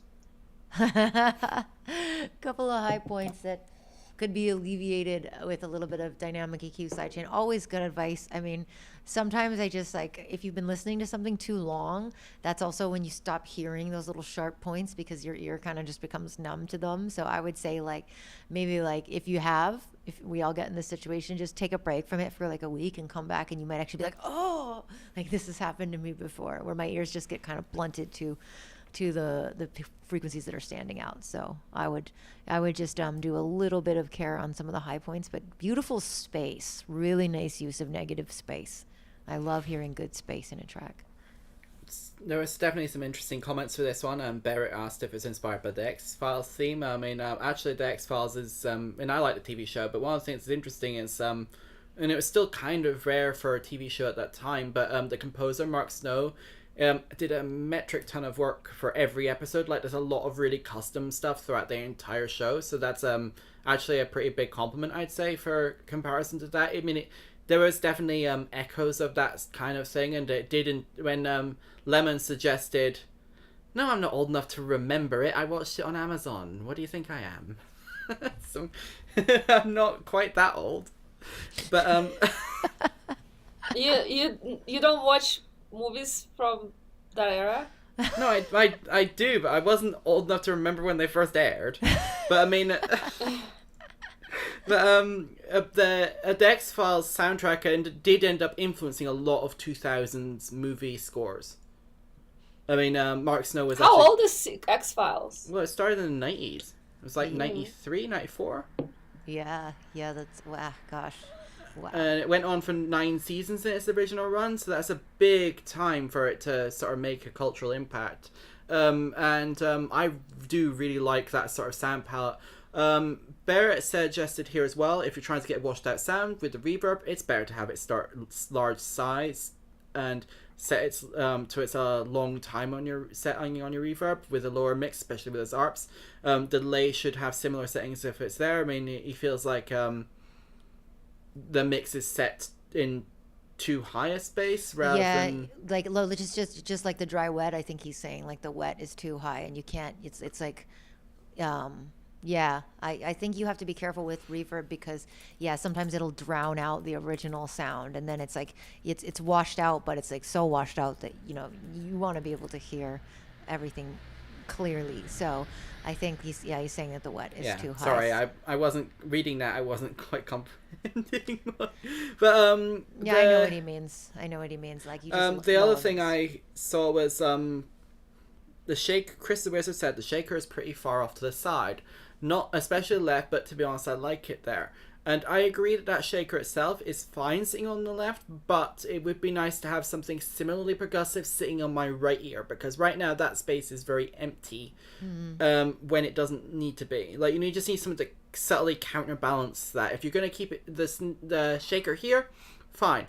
But you do need that balance there, because otherwise it just feels like I'm leaning when I focus in too much on the shaker. And it's a nice sound, so I kind of want to hear it. So it makes me feel like I want to lean. So can you please read Rags's comment out loud, because he really wants you to? Okay. I love the way Nathaniel talks. I could imagine if he elaborated further. He'd be like, yes, I was certainly enamored by the experience, so much so that I began to levitate whilst enjoying each episode before folding myself into a chrysalis-like shape during the credits. And that is a preview right there for something I'm planning on doing. I'm going to be doing reading streams from April onwards. So Reading please feel free to join me on Sunday evenings where I chill and read a book on stream. It'll be real books, so it's a little bit ASMR. Oh. You have a really nice voice and really a dope accent, so Thank I'm you. enjoying to hear it too. Sounds so wonderful. Oh my god. So that will be a thing that will be going forward because one, I've been needing to read more and it's an excuse to do that, and two, I thought it'd be fun if I ever want to make any of my own narrations. It's good practice. You know what you need? I just had this image. I don't know. Rags just really illustrated it for me, but I picture you reading with one of those like night sky star projectors, like kind of in the dark with like the stars just like twinkling over you while you read us to sleep. Oh my god, yes. I think that would be amazing. All right, you're watching Feedback on Friends at ILBC with guests LEMONDOZA and Nathaniel Wyvern. We got just a few more tracks before we're up for the night. We got FF4C called The Trial Whip. Most of these I actually think are don't own whips. any robes. All right. Oh, is it Google Drive? Of course it is. Yep, Google Drive.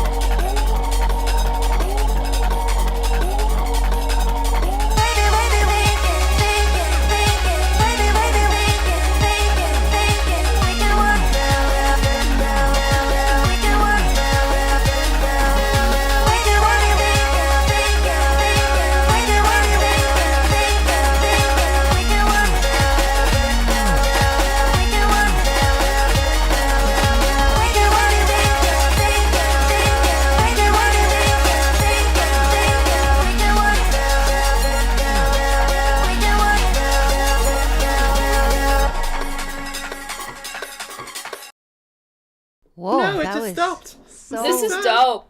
Oh, yeah. I think the drums are getting a little buried in everything else. I would honestly sustain that vocals with the kick.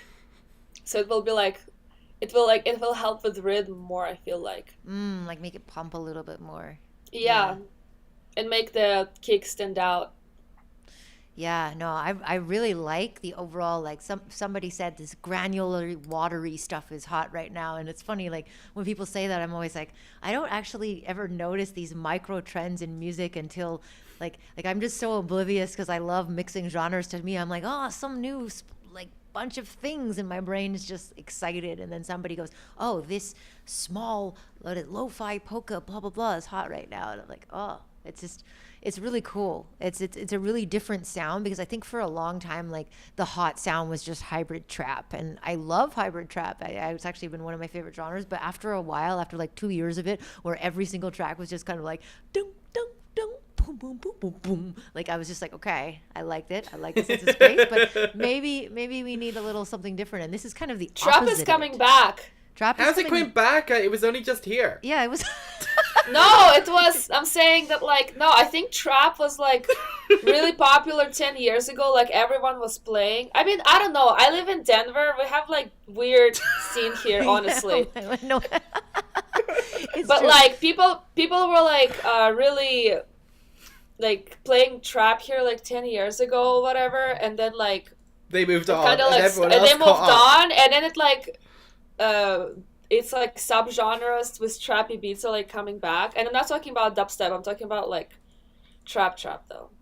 Yeah. Like wave, like for example, wave is like a trap beat, but like it's like softer.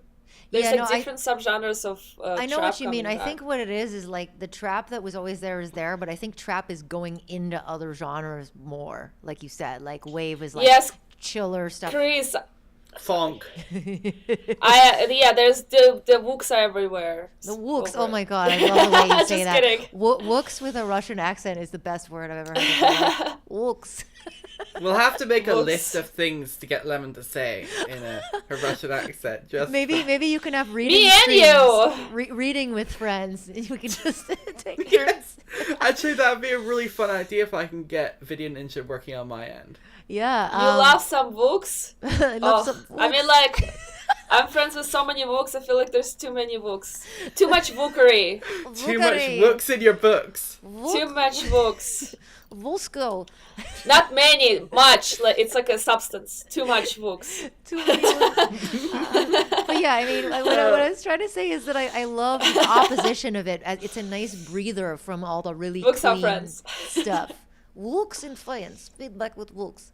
I really love just that watery, that really spacious, bouncy. Like it just gave me a really floaty feeling.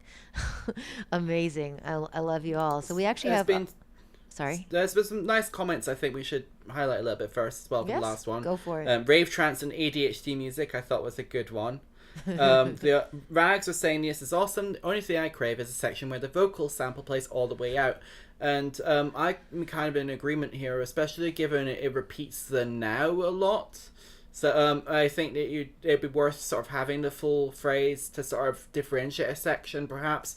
Or you can also just maybe get more experimental with how you're processing those vocals, so that they vary them. Each repetition of the now, which gets really, really repetitive, just changes ever so slightly. You could have it pitch up and down. You could have it so some of them are filtered, some of them are not, or some of them just go really distorted if you want to play into that dirty vibe.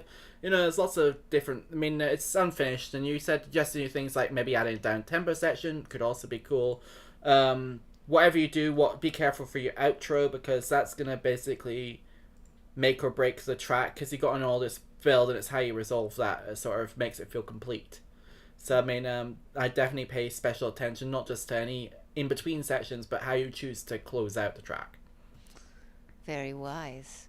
Hey, we got a Vol'jin up next. I know that he had to go, but another old school server homie. So this is a Google track, so I will just download it. I'm not even going to try and preview it anymore. It's called Breakout.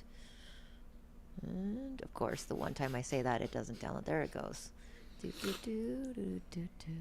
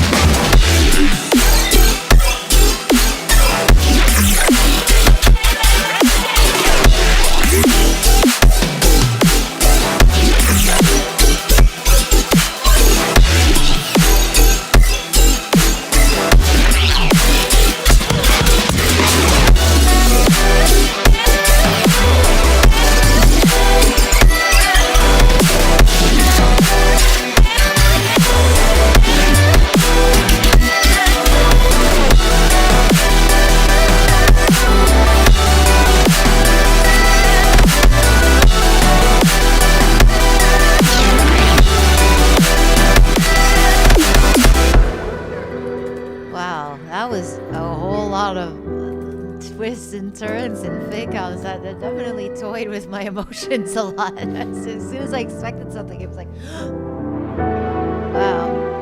Really melodically interesting though, and really, really well sound designed. I really like how during the first drop, the wubs kind of sounded loose, like a little bit off time, and almost gave it this like kind of like not stylistically like Flying Lotus, but like rhythmically like that kind of like loose, skanky. Like I really like that, and I really didn't expect it.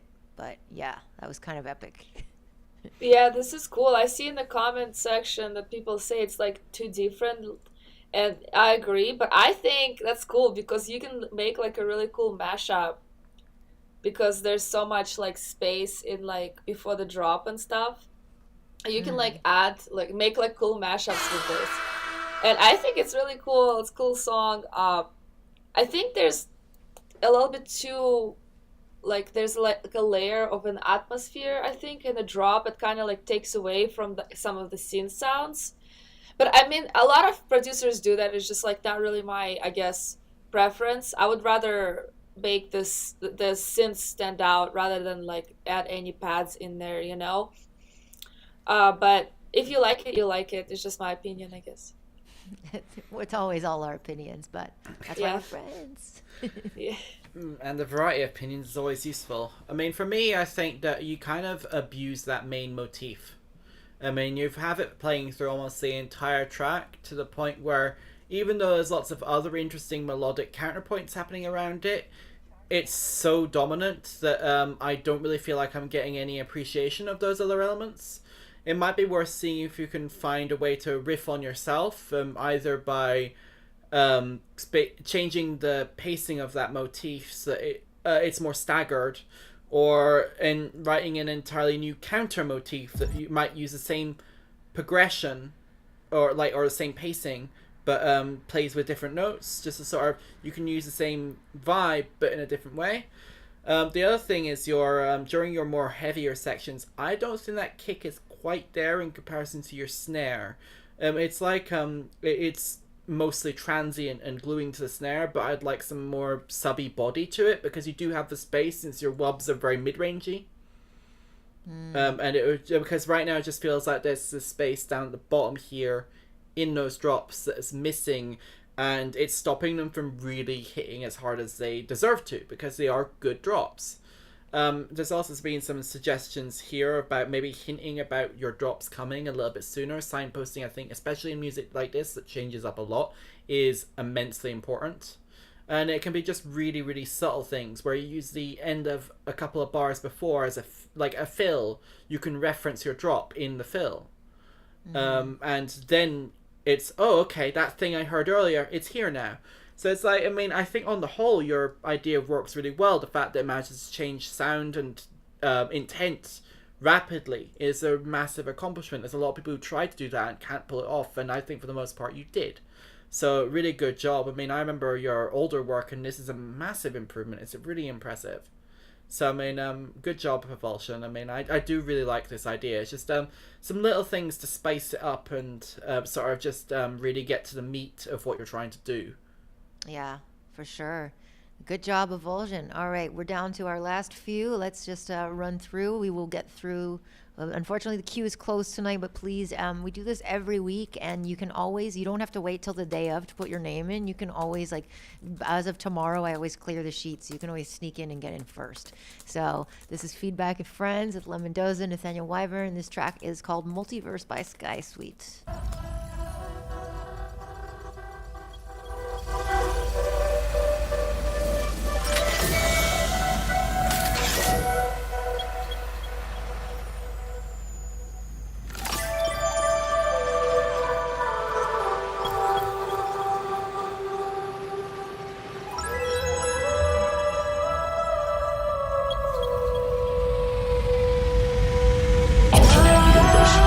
Alternate universe. Locate alternate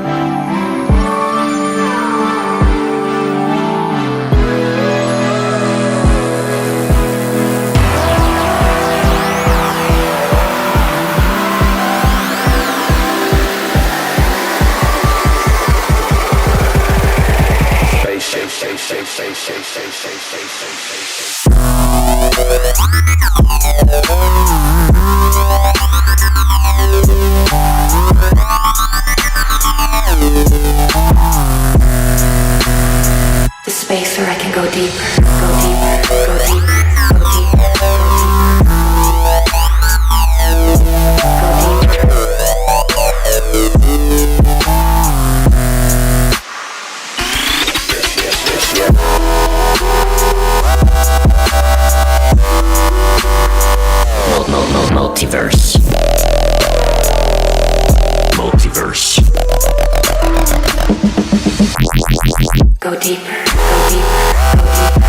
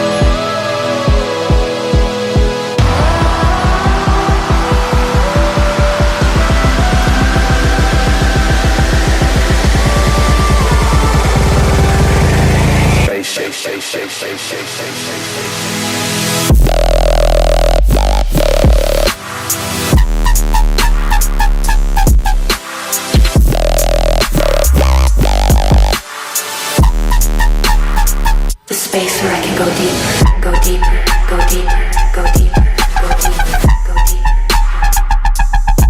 go deeper.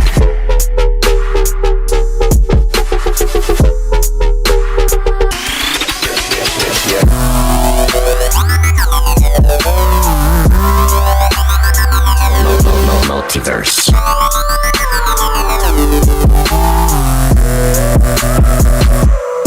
Go deeper, go deeper, go deeper, go deeper, go deeper.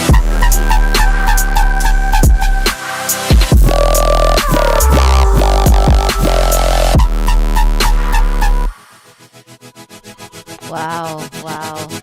The melodies, your melodies, like the vocal melodies on that, they were so original and so intense. And like I was already kind of buying into it. And then he dropped this nice, metallic, juicy, thick bass. And yeah, maybe we're all wooks over here. I think we were all wooking out, but I definitely love that sound design. It was super thick with two C's.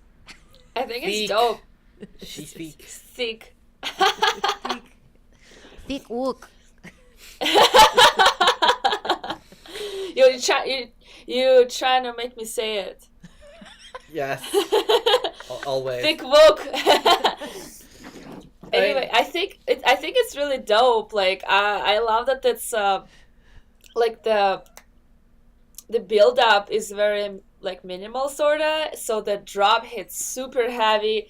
It just like you get distracted and I'm like, whoa, okay, wake up. Like it's really cool. And I think it sounds great. The only suggestion, I think, that there's a little bit of noise in your synths. So it's probably from OTT. So what I do, I put like, instead of, for example, put 80% on dry and wet on OTT, I put like 20, like 4 with 20% on them.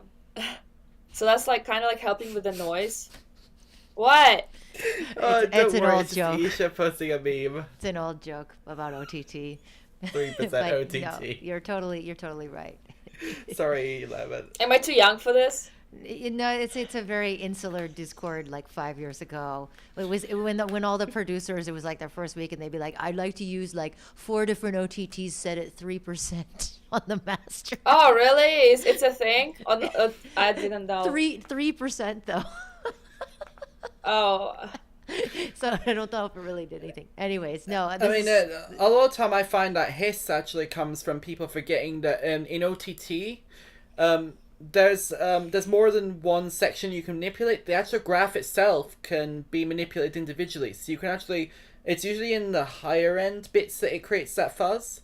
So you can actually just, where those little volume indicators are, you can actually just pull that down a notch without touching anything else. You don't need to do the multiple OTTs to achieve the same effect within on the what actual frequency? plugin. I mean, it's not just on the high band. Usually that's where that hiss pops up.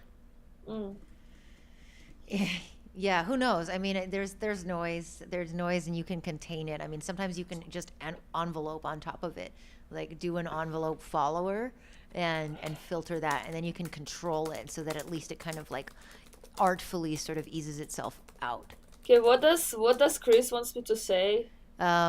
Wooks reading books see. and getting dirty looks. Okay, the last time. Books, reading books and getting dirty looks. Yes. We need the Reading Rainbow jingle. Reading Rainbow. All right, we're almost there. We got Xalion. Xalion. X's are great letters. My favorite letter of the alphabet, I think. And this track is called Omoramir.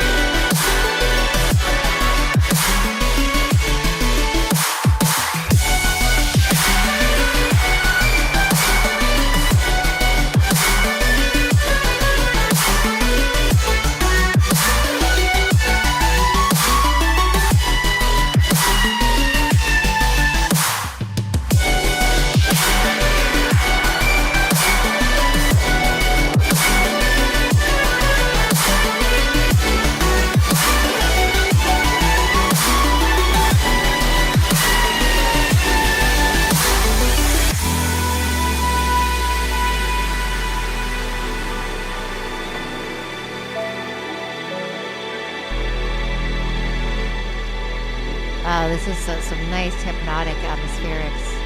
I really like these beautiful melodies. This is some. Oh man, I used to play this game when I was younger on Super Nintendo called The Secret of Mana. This reminds me of The Secret of Mana. And They're still making those games. Yeah? Yeah, and they even remastered the original couple of Secrets of Mana games for the Switch as well. Yeah, I really love that part, and this track is super emotional in a good way for me. I might have liked to hear a little bit more variety in that bass, like that low kind of sound. It repeats, like it's like da da da da da da, and it would be nice if maybe you changed it out every once in a while with a patch that was like similar, maybe even the same patch cloned, and just tweaked a little bit, like here. This bit's a nice switch up. Love This it. bit is great. I'm gonna turn this back up. It's great.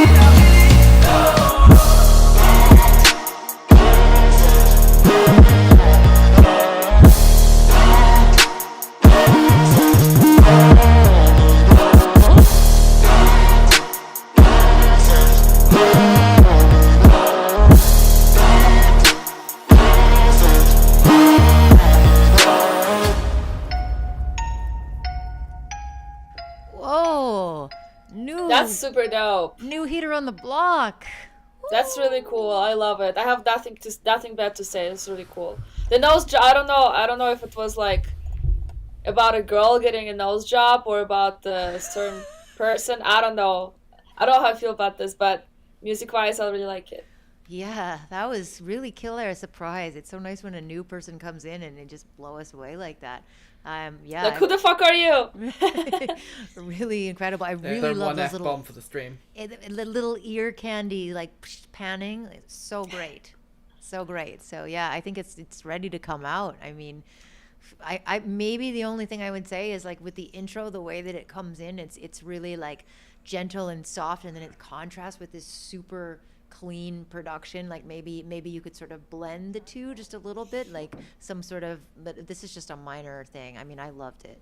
And Natty? And I think my thought would mainly be about your droppy chorusy section, where it's you've got this really heavily pushed back vocal, and while that's a nice contrast in itself to your really heavy drums, I feel like it's an opportunity here to maybe do another layer of your vocals on top, also chanting the same thing, but really shout it into your mic. So every so often it comes in with like it was like "Leave me alone" or something you were saying. Was that Leave right? me alone. Yeah, so it's like "Leave me alone." You know, like just really sort of in like up the same level as your heavy bass sound and as distorted as you can manage while still leaving it intelligible. So that sort of just you know, you've got an attitude with a song, and the really pushed back vocals don't necessarily reflect that attitude. They're nice ambience and definitely don't remove them, but you can just stack on top and really give it that bite that just says, "I'm here, listen to me." And I think that would be really fun to hear in this sort of track where you're getting this massive distorted bass line and it's like, Nice ideas, Nathaniel. You should be like a consultant. You should, this is quality stuff. Oh, thank you so much, Zog. That was really incredible. I enjoyed that so much. We all did, and everybody, everybody's tracks are enjoyable. And listening to Nathaniel, listening to Lemon, like just hearing the different perspectives that people have, I always learn so much. Thank you. I hope you will join us again. And to close out, we have Netrun, and Netrun is another alias from Jeffrey, and this is actually when he won. Really? Yes, when he won the Crypto Waves Audius remix contest that I did with this alias. It was Jeffrey, how many aliases do you have? And should I be scared? Lord knows, but I hope Jeffrey will come on feedback. Multiple personalities. Multiple personalities. No, not multiple aliases, not personalities. It's multiple aliases. Last track of the night. This has been a heater of a night. Incredible tunes. Thank you, everybody. This is a track, a Netrun called Vox Vox.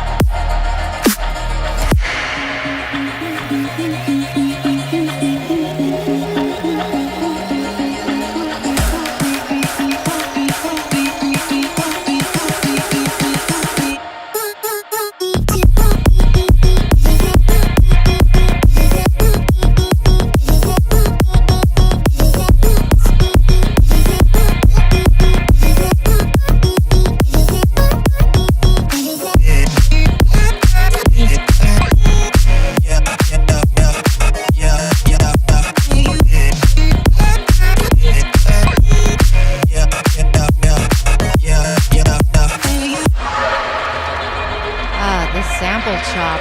Wow, that's so fluid. Like, I tell people all the time about making things flow and breathe, and Jeffrey's just really a master at just making so many different textures sound like they're all part of one continuous river of sound. And Jeffrey, I mean, when you don't like the mix, to me it's like it's so close to done, and like I'm happy to even have feedback for once, because I feel like most of the time I just stand so hard on you because your stuff is great. So yeah, I mean, I think it's a whip, like you just have a little bit more tweaking to do. And really for me, other than the snare kind of and the drums in general not quite fitting in the intro, maybe a little bit of like reverb massaging and EQing and stuff, the whole drop part was super cohesive to me. It sounded great. Yeah, I think it sounded awesome. Like the only thing that the drums at the beginning, they were like kind of dry. They're like too linear, I guess. I don't know, but like the drop was like perfect. It was so great. Yeah. I mean, for me, I think that the intros to this song is actually quite interesting, because it feels like one of those songs where you could get 10 different producers to remix it, and just based on the intro being so genre agnostic, you'd end up with 10 very, very different remixes. And I wasn't expecting the glitch hop direction at all. Like, all that chopping and stuff, I mean, for me at least, while it works, it sort of came out of nowhere, and that's exciting. It's a good thing. I mean, I think in this case, to be kept on your toes, and you did a good job with that. When you say the mix is ass, I mean, you're definitely being a little bit mean to yourself there. I mean, don't be so mean to yourself. I mean, you could probably tweak a couple of bits of things here or there to help present on other systems a little bit more. I mean, the sub doesn't sound like it would quite be as clean as you want it on, say, an iPhone speaker, so maybe reference on your phone just to double check, but you're really, really close, and I wouldn't, be crazy about your, like, changing things, don't be too nitpicky. Yeah, I mean, I think everything is in the right place. It's just like, it's the micro tweaks at this point. It's just you probably think it sounds bad because you probably spent a bunch of time on it and came out of it, and now you're like, oh, like everything is, you hear some things really loud and other things you don't hear anymore. It's just like the way that your ears distort. It's auditory hallucination when you've kind of been on something for too long. Another good reason to just, as many different devices in your house as you can, just play it on all of them and see if it preserves enough of your intent, because you'll gain that extra perspective at the same time, and also just really make sure that it's translating properly, because I mean, in my headphones it sounded good, but I mean, like, it's always sometimes hard to tell whether it is quite 100% and not 99%. Yeah, totally. Yeah. Amazing job, everybody. Thank you so much to LEMONDOZA for being on, for Nathaniel every week for being in my tireless co-soldier on this. This is Feedback and Friends. Please join us every week, and please stay tuned to ILBC TV for more amazing events. Thank you so much, everyone. Have a wonderful, wonderful night, and we'll see you all next week. Good night.